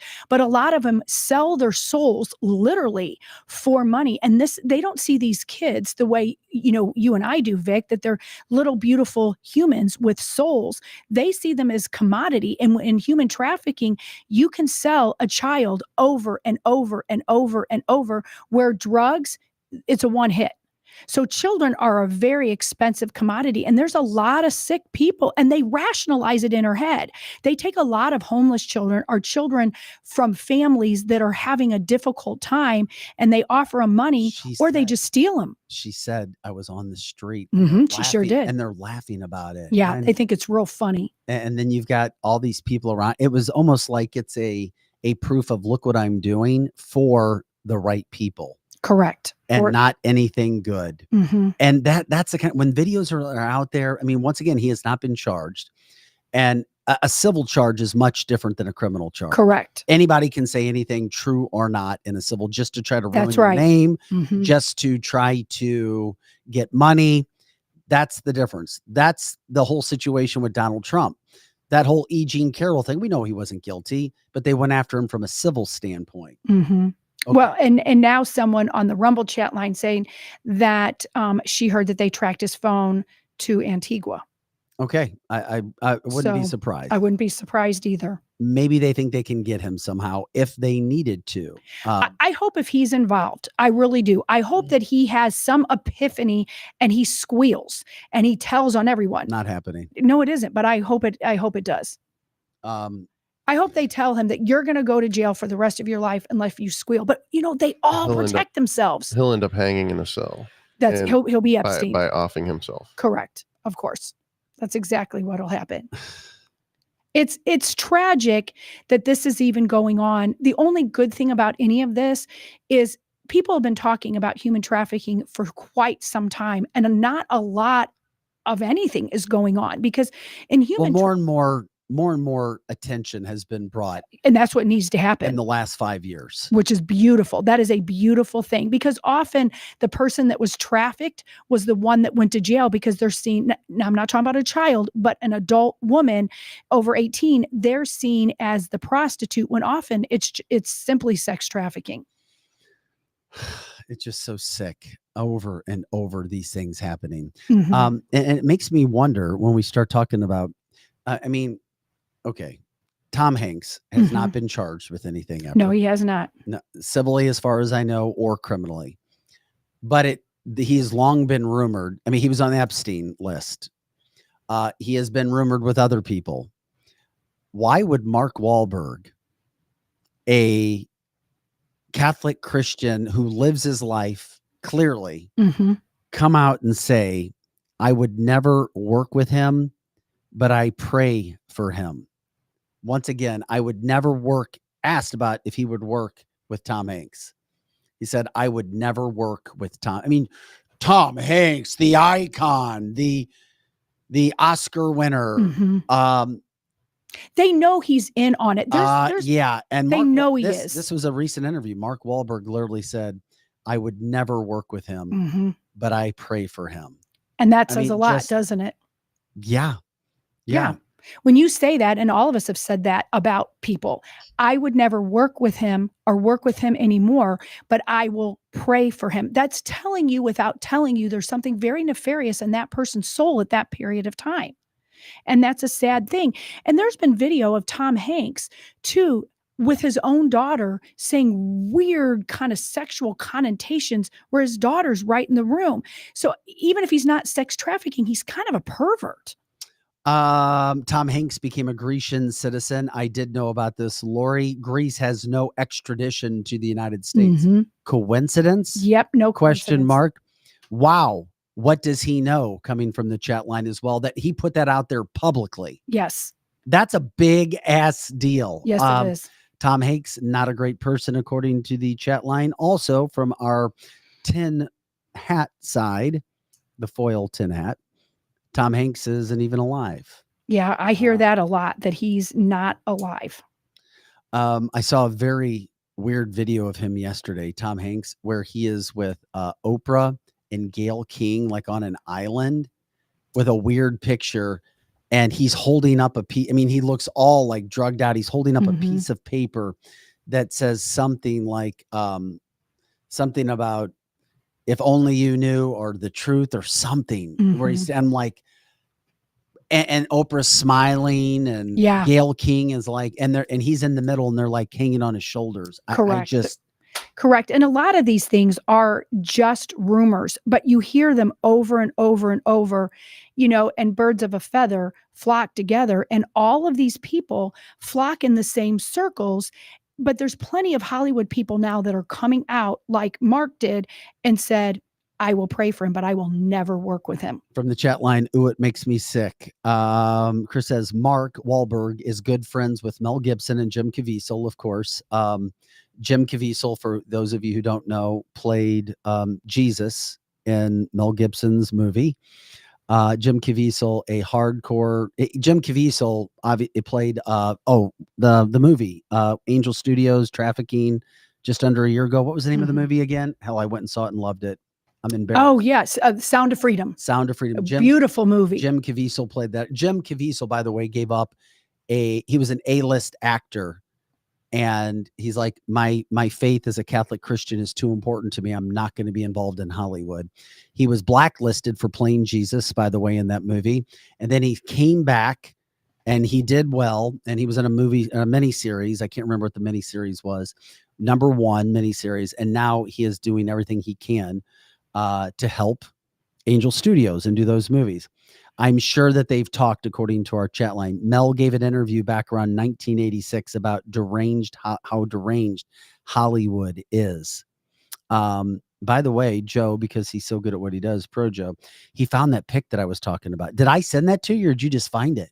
I found it. I looked it up. Can you see what it says for our listeners on the it says, I'm not allowed to talk, and it looks like he's got a black eye. Yes. I'm not allowed to talk. Now, AI can do a lot of things. This Correct. is not an AI picture. Now, AI can put things on paper. Joe, your thoughts from that standpoint on the authenticity of the picture? To me, So- that picture is 100% authentic. I It just don't is. know about the writing on the So paper. I actually looked it up, and this is a pic that I found on Snopes, and it's saying that the here, hold on a second, I'll pull it up. Is that picture still up? Yeah. What are we? Here we go. This. So it's saying that the photograph of Tom Hanks with a black eye, blah blah blah, won't be showing. Oh, hold on. Let's go down further. I guess it's saying that there's missing context apparently. Okay. Right. Regardless, that whole crew just gives me the chills. Me in too. A bad way. Correct. And so many people were misguided for years by Oprah Winfrey. But as it goes on, people that really liked Oprah, and yes, Paula, that is Oprah in the picture with her best friend, Gail. There's the two of them, if nothing else, even if they're not involved in all of this, but most people believe that they are so far left and so bigoted, they're racist, and they particularly hate the white male. Can't stand them. Once again, P. Diddy has not been criminally charged. Nobody else was criminally charged. It was interesting that this happens. You don't have 3 homes raided by Homeland Security and nothing's going on. Mhm. Okay. And you're allowed to leave, which it just, I don't know. It doesn't add up. People are obviously talking about the black eye. The black eye supposedly significant to the Illuminati. Mhm. I have no experience with that, but I've seen several pictures of the black eye. Yeah, usually the picture's several. the black eye, and I think there's some truth to that. And I think they're within their own, they're eating their own, and they give them the black eye, and then other people know what happens. Also with the like, it's kind of like an ankle bracelet that they put on there as well.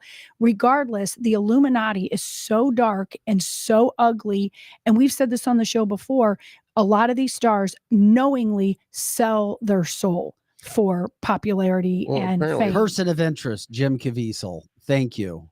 Mhm. Apparently there's some sort of a Nazi club that they do fencing and they scar each other's faces. Mhm. So that might have something, it might be along the same lines. There's no way Jay-Z will be brought in. There's no freaking way. I agree with the line. He is great friends with Obama. Mhm. There's That's exactly no, right. There's no freaking way. You will not see a house getting raided unless, but once again, I'm not aware of any civil suits against Jay-Z or Correct. Tom Hanks.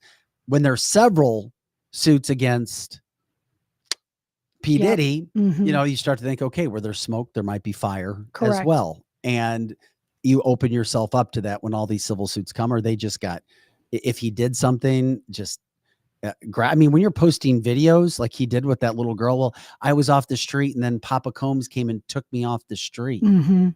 Yeah, that's weird. I thought the neighbor video was weird, that the neighbor was snitching on him and saying about these 3 a.m. buses. But that video with that little girl literally makes me ill.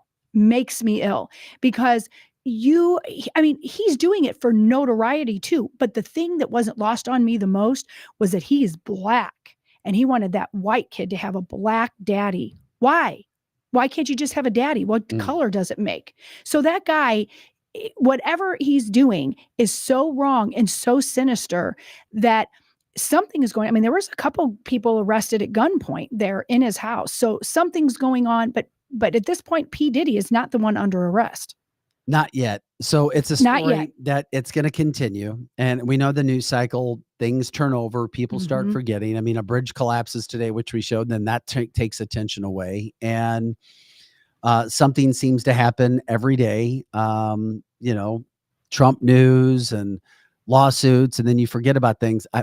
This Mhm. one, it's going to be very difficult because this one hits the entertainment world and the entertainment Correct. news, as well as the political news as well.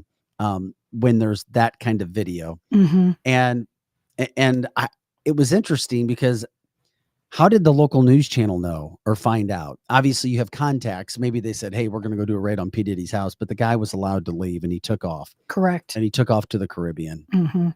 That's where I'm like, okay, there's going to be more on this story today. And if There is. or you'd think that there is. And if there isn't, why not? Right. Why not? It goes back to Candace Owens, who's saying that he's going to be the fall guy. He's going to be the fall guy. Or they went in there to hide the stuff that he's guilty of. I don't know that I agree with Candace on this. I hope she's wrong. She's often right. I hope she's wrong. I hope that finally they're going to nail someone. Well, yeah, she said he's going to be the fall guy. That's right. Mm-hmm. That's your fall guy. Right. Or she said two things. She also said they're going to go in and the things that they're looking for to bring in criminally, they'll go in and they'll hide them. Well, it was done on purpose. There's no doubt about that. This whole situation, you don't get that publicly unless it was done on purpose. And there's video of it. Correct. And then they know, and then obviously everybody jumps on it. TMZ, of course, to try to get as much information out as possible. Where is he? Why did he get, why did he take off? Why did he get raided? And then the thing that said is, I don't know if you see a lot of the videos and the pictures that we're showing. So I don't know. I don't know. And Donna's right. Yeah. So this dude just picks up a little girl off the street and adopts her. Really? Yeah. I mean, that is so creepy. I mean, and then did you notice he contradicted himself several times in this video? Oh, but she has really good parents. Yeah. Okay. Really good parents don't put their kids on the street. He seemed a little higher on something. Yeah. I thought so too. Including his friends. Yeah. That's creepy. A bunch of men that are all like just leaning all over her and making her say these things. I mean, I don't know if her smile was genuine or faked or whatever, but that's really weird. So I don't know what's going to happen, where it's going to go. I mean, is he going to be arrested? Will he be brought back? Homeland Security trying to get in and do whatever they can. Was it really just to try to get rid of evidence to help Sean Combs? Because he could be threatening other people as well. He could be threatening, bigger names. Mm-hmm. So like, well, the only thing to do is to come in and then you guys take evidence, but then he could eliminate the evidence himself. Correct. And I would just find it hard to believe that the entire Homeland Security in a situation like that would be on the take. I would hope not. I would hope that they're not. I would hope that they're, my gut instinct is good. And what I mean by that is he is the bad guy and he's sick and he's disgusting. And there are very good freedom fighters that are on Homeland Security and with the FBI and with the CIA. And I know a lot of them are corrupt, but they now have sex trafficking divisions who they just search this and it's hard to deny it. And if you have even one person with Homeland Security that pushes and pushes and pushes, this might be a good thing that they're going to try to take this dude down and all of his little fiefdom there. That in the civil cases, it wasn't just him. He has a whole, harem of guys and gals doing gross things to these little kids. Yeah, it's bad. There's a lot of people jumping in on the chat line regarding rumors of, Jay-Z having kids with other women, the women dying when Beyonce's having her baby. Mm-hmm. I mean, just all kinds of, and there's been rumors out there for a lot of years. Megan says probably one of his dancers' kids. Who knows? Hollywood elites, along with the corrupt politicians and their families, hopefully they will fry. However, I doubt it. Those all chat comments coming in makes me sick to my stomach, which is why it's become a worldwide story. Angie already told us in England it was done on purpose for whatever. Jeannie says, I'm telling you, Jay-Z is involved. I'm sure. I'm sure. Epstein Island, less than a 2-hour flight from the Bahamas as well. Things aren't going on in Epstein Island anymore that we know of. There's been several journalists who've tried to get into the shores to see things, but other islands, who knows? Who knows? And maybe that's why he set up shop. It's a beautiful place too. Antigua, is that where he is? Antigua? Yeah, that's what that's the TMZ. Gorgeous. That is the last thing that they said. There was some talk it was Bahamas, but now they're saying his plane has actually landed in Antigua. So Angie says, guys, have you done research into the CIA and FBI? They are. They're awful and they're corrupt. We've done a lot of research into them, but there are just a few people that will push a case forward because you can't deny when the sex trafficking is so bad. But I agree with you, Angie. The CIA and the FBI are not our friends. They're not. They're not.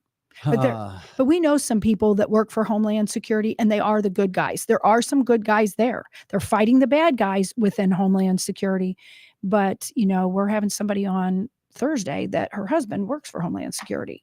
Speaking of which, who do we have coming up on Thursday? On Thursday, we have Chanel Rion that is coming on. She's on OAN, but she had been off for a little bit because she had to play full-time mama because her husband, which I won't say what was going on because he works kind of undercover with the good guys, but she's going to be coming on and telling us a lot of the things similar to our guest yesterday was telling us about, and that she has a whole lot of information for us on Thursday. And she'll be here at 9:30. Who do we have again yesterday? I'm trying. We were so busy. What was his name? What was?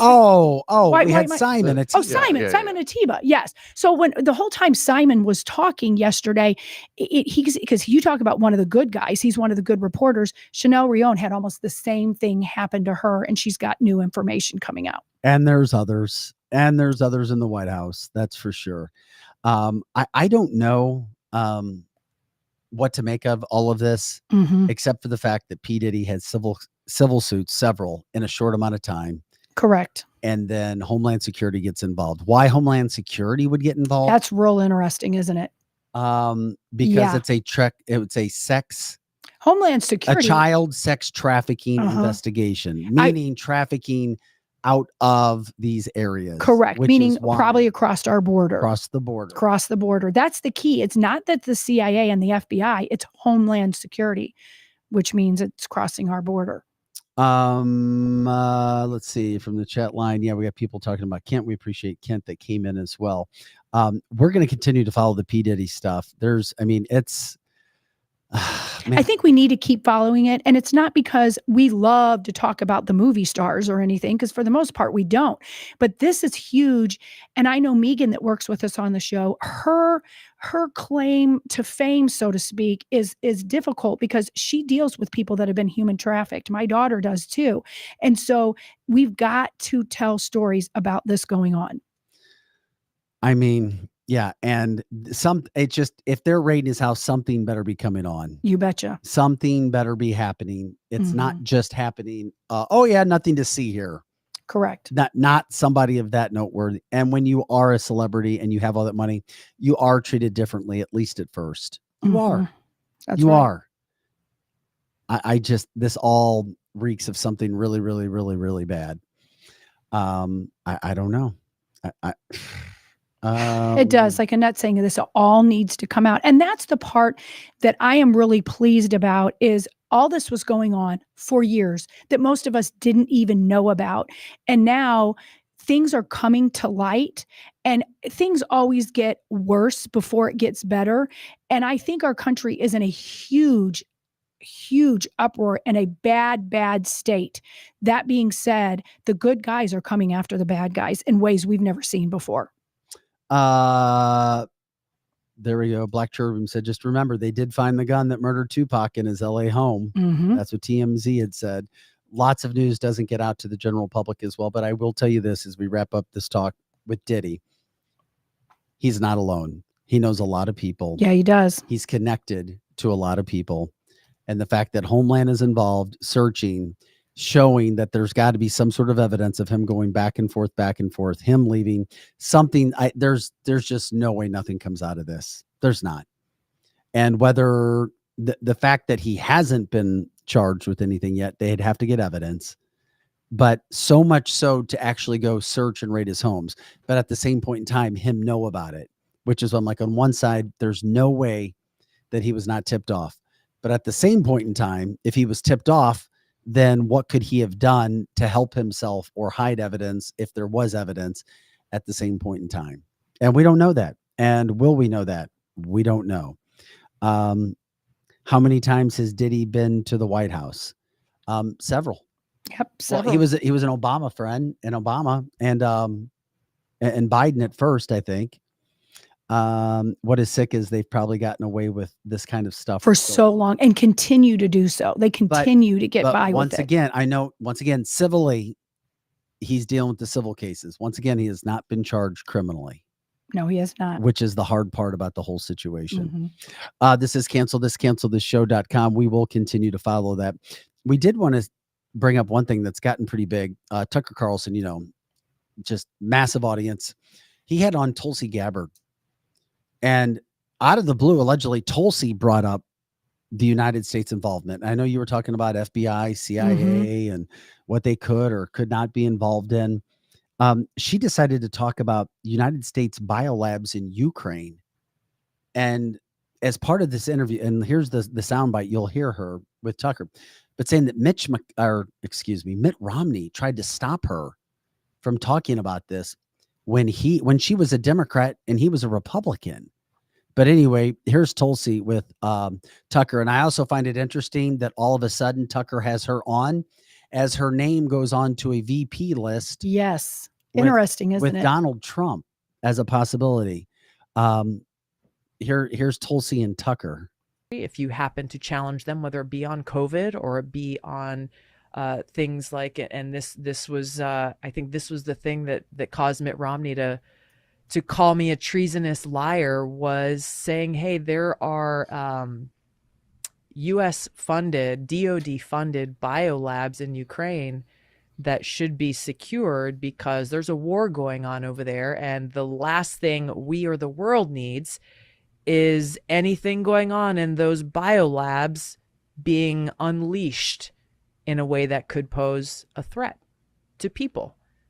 That was seen as but I should just say, you weren't guessing. No, you got that, or it was confirmed in any case in a public exchange in the Senate between Marco Rubio of Florida, the sitting Republican senator, and Victoria Nuland, the Undersecretary of State, who volunteered it on camera. Yes. So, and it was on the DOD website.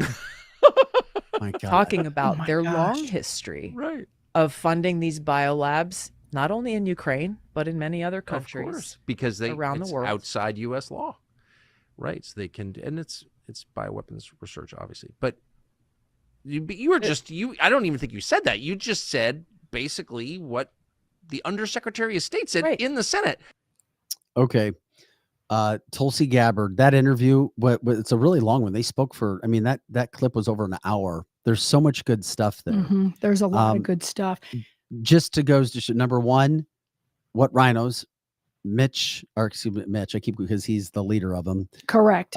well, Mitt and Mitch are like the same guy. Romney literally calling her that when she's trying to bring out information. I mean, are you kidding me? Right. If you didn't even know before, Mitt has never been a true conservative Republican. He's just the uniparty. Thank God what kind of a serious situation is going on in Ukraine, and our government's connections to Ukraine going back well before the whole pandemic. We said this. Why we continue to give so much money for a quote war that's never going to be won. Why there's such a hard push. We got to have money there. Right. And why is that? Give what them are their they money, really even protecting? And more so there than taking care of our own border. Right. They're protecting their biolabs and Joe Biden. They're real. They're real. They are real. And I'm so glad to hear Tulsi bring that up and not be provoked to do so by Tucker. Your thoughts on that whole situation when it comes to hearing her talk about that? Yeah, I would love to know our listeners' point of view on that too, because we've been saying a long time ago, right when the Ukraine war came out, the thing that we said that was going on was that they are trying, it's the obvious that Joe Biden is the bad guy and had business dealings, but we've said from day one, they were protecting the biolabs, but we were one of the very few people that ever said that. So when she came out and said that unprovoked about saying that to Tucker, I was like, she knows. She knows. And I wonder if that was her big switch from being a Democrat to Republican. And she just now is coming out and telling the truth of what she's probably known for a while. I find it interesting that she's all of a sudden made the short list too. I do too. She's an independent. She's not a hardcore conservative. She's not. In some cases, is it Donald Trump reaching across the aisle just a little bit? If indeed, why has she been put onto the list? That's been put out there, and he has never denied it. Now, Trump loves attention, and he loves to get as much attention as possible. He understands the entertainment game, the media game, the hype game, as well as any political candidate in the history of this country. But she has been put on that list. Yeah. Would she be an interesting candidate? I think she would be a former Democrat candidate who ended Kamala Harris's presidential run on a debate stage. Super intelligent woman. She has former military member. who's come to the independent side, resonates well with a lot of women, younger women too, believe it or not, even my daughter. Mhm. I find it very interesting that Tulsi's there. She's only 42. She'll be 43 in April. It's just very interesting candidate, very interesting person who I would find interesting. And I only say that because when I first heard her speak, I liked her. Mhm. And I brought it up and I said, I know she's a Democrat and I don't agree with all of her policies whatsoever. Right. I don't agree with all of her policies. But when she either. was running for in the Democratic primary of the last election, I was like, damn, I like her. Mhm. I like her. She makes sense to me on some issues. And she really stands out amongst these Democrats who are so hardcore left. I Yeah. should have asked Kent about her, maybe. I know that would have been a good question because people, like, even on our chat line, I've seen it a couple times now, feel like if you were going to reach across the aisle, you should really go more to RFK as opposed to Tulsi. The problem with that is it's two men again. And I think my guess is he probably picks a minority or a woman. That's just my guess. And I don't know if it's going to be her or not, but she is on the short list for sure. And there's a lot of things I do like about her. I think she has common sense. She speaks rationally. Just the biolabs alone, she knows things that a lot of people won't talk about. I don't agree with her stance on pro-life. That being said, I think Republicans need to stop making that their forefront because all it does is galvanize the Democrat base. And we already overturned Roe versus Wade. But she's got a lot of good qualities. Yeah, we'll continue to follow that as well. One final subject before we got out of here today. And this could happen in anywhere in America. I'm just curious as taxpayers how you feel about this situation. We're a national show. We broadcast out of the St. Louis metropolitan area. There's a town, Edwardsville, Illinois, that's in the St. Louis metropolitan area. Really nice town. Most of the people I know there happen to be conservative, or Me at least too. the people I know. And somehow, some way, I have been told that the school district kind of does whatever they want and nobody has stood up. And here you have a situation.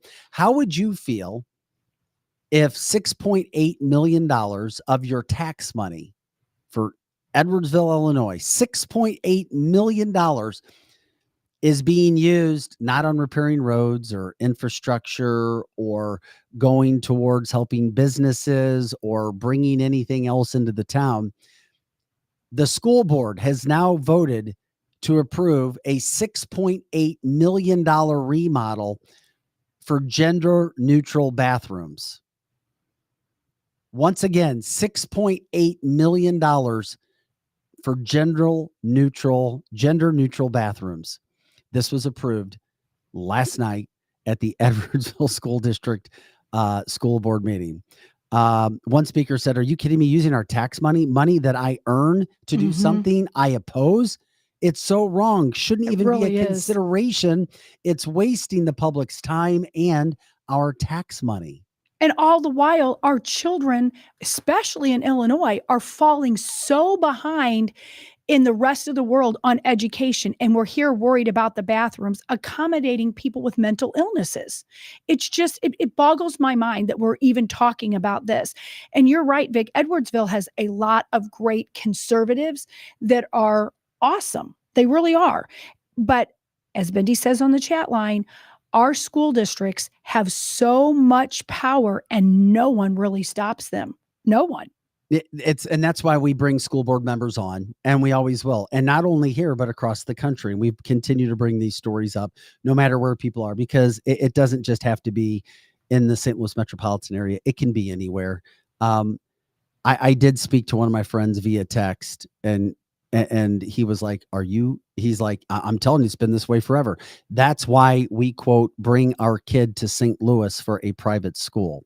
They drive in because they said in Edwardsville, you know what you're going to get with the public school system. Yep. Because you have to have parents that care.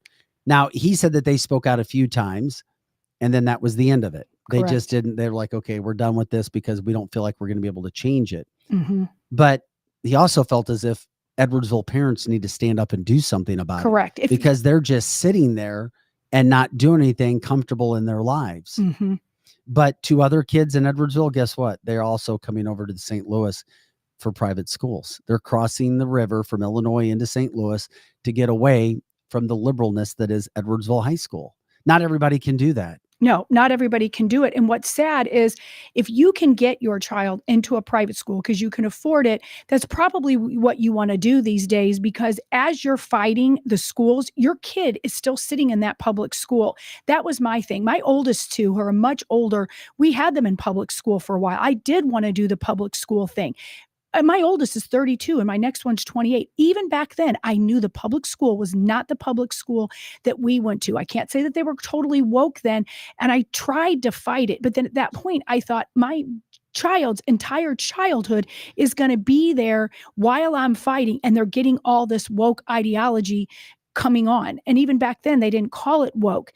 If you are a parent, though, that chooses or cannot do that, then you have to fight. You can't just sit there and allow these bathroom issues and all of this DEI and Common Core and BS going on, and the fighting and the carrying on and the teachers' unions to affect your child's education. But there's still so many parents that don't think it affects their education. They don't understand that the education is inferior to what we had, and that their children are having teachers that are shaming them for the color of their skin. And so you have to stand up and you have to fight if you're going to keep your kids there. Allegedly, what's going to happen with these gender neutral? So that means biological boys and girls in the bathroom together. Correct. Just let me remind that. Mm-hmm. Biological boys, biological girls going to the bathroom together. Correct. Bullshit. That is total bullshit. Now they're saying these bathrooms are individual with doors. Yeah, each stall will be fully enclosed, and then they're going to have a common yes, hand washing. I mean, come area. on, that is not good. That is not good, because girls and guys have different anatomy and different concerns in high school when you go to the bathroom. You don't want to be in a stall when you're 14 years old or 15 years old next to a boy that's dressed like a girl, or vice versa. I mean, it's just not okay. Think about this. You go to the bathroom. You're not there to go to the bathroom. You do it because you have to. You're there to go to school. They've literally planned out. I can already see this. Ugh. Well, here's what we're going to do. Each stall has dedicated lighting. Mhm. Oh. For what? And a locking system indicating whether it is vacant or occupied. I could have already imagined said, yeah, this is going to make everybody feel so nice. And wait, how much? 6.8 million. Who cares? Mm-hmm. Unfreaking believable. I am with one of our listeners that says if they were in school now, they'd be wearing Depends. You would want to pee in your pants because you don't want to go in there. This is on the parents of Edwardsville. This is on the parents of Edwardsville. And it is. If this is where you want to send your kids and elect the school board members that are being elected, then that's what's going to happen. Mm-hmm. I don't see that adults would be able to handle this, even if this was in, let's say, a club or a restaurant where adults go. Only adults are allowed. I would love to see you, Joe, when you talk. Here we go. Yeah. Right. Well, and you're right. And you're dealing with kids. You're right. That are still growing. Kids. Yeah. 6.8. First of all, who are going through identity crises. Well, and when I ran a school all those years. Where's the money for education for the kids? Maybe, right. Maybe counseling to hear them speak and talk and listen to them and show them that they're loved. Where's the money for those people? Mm-hmm.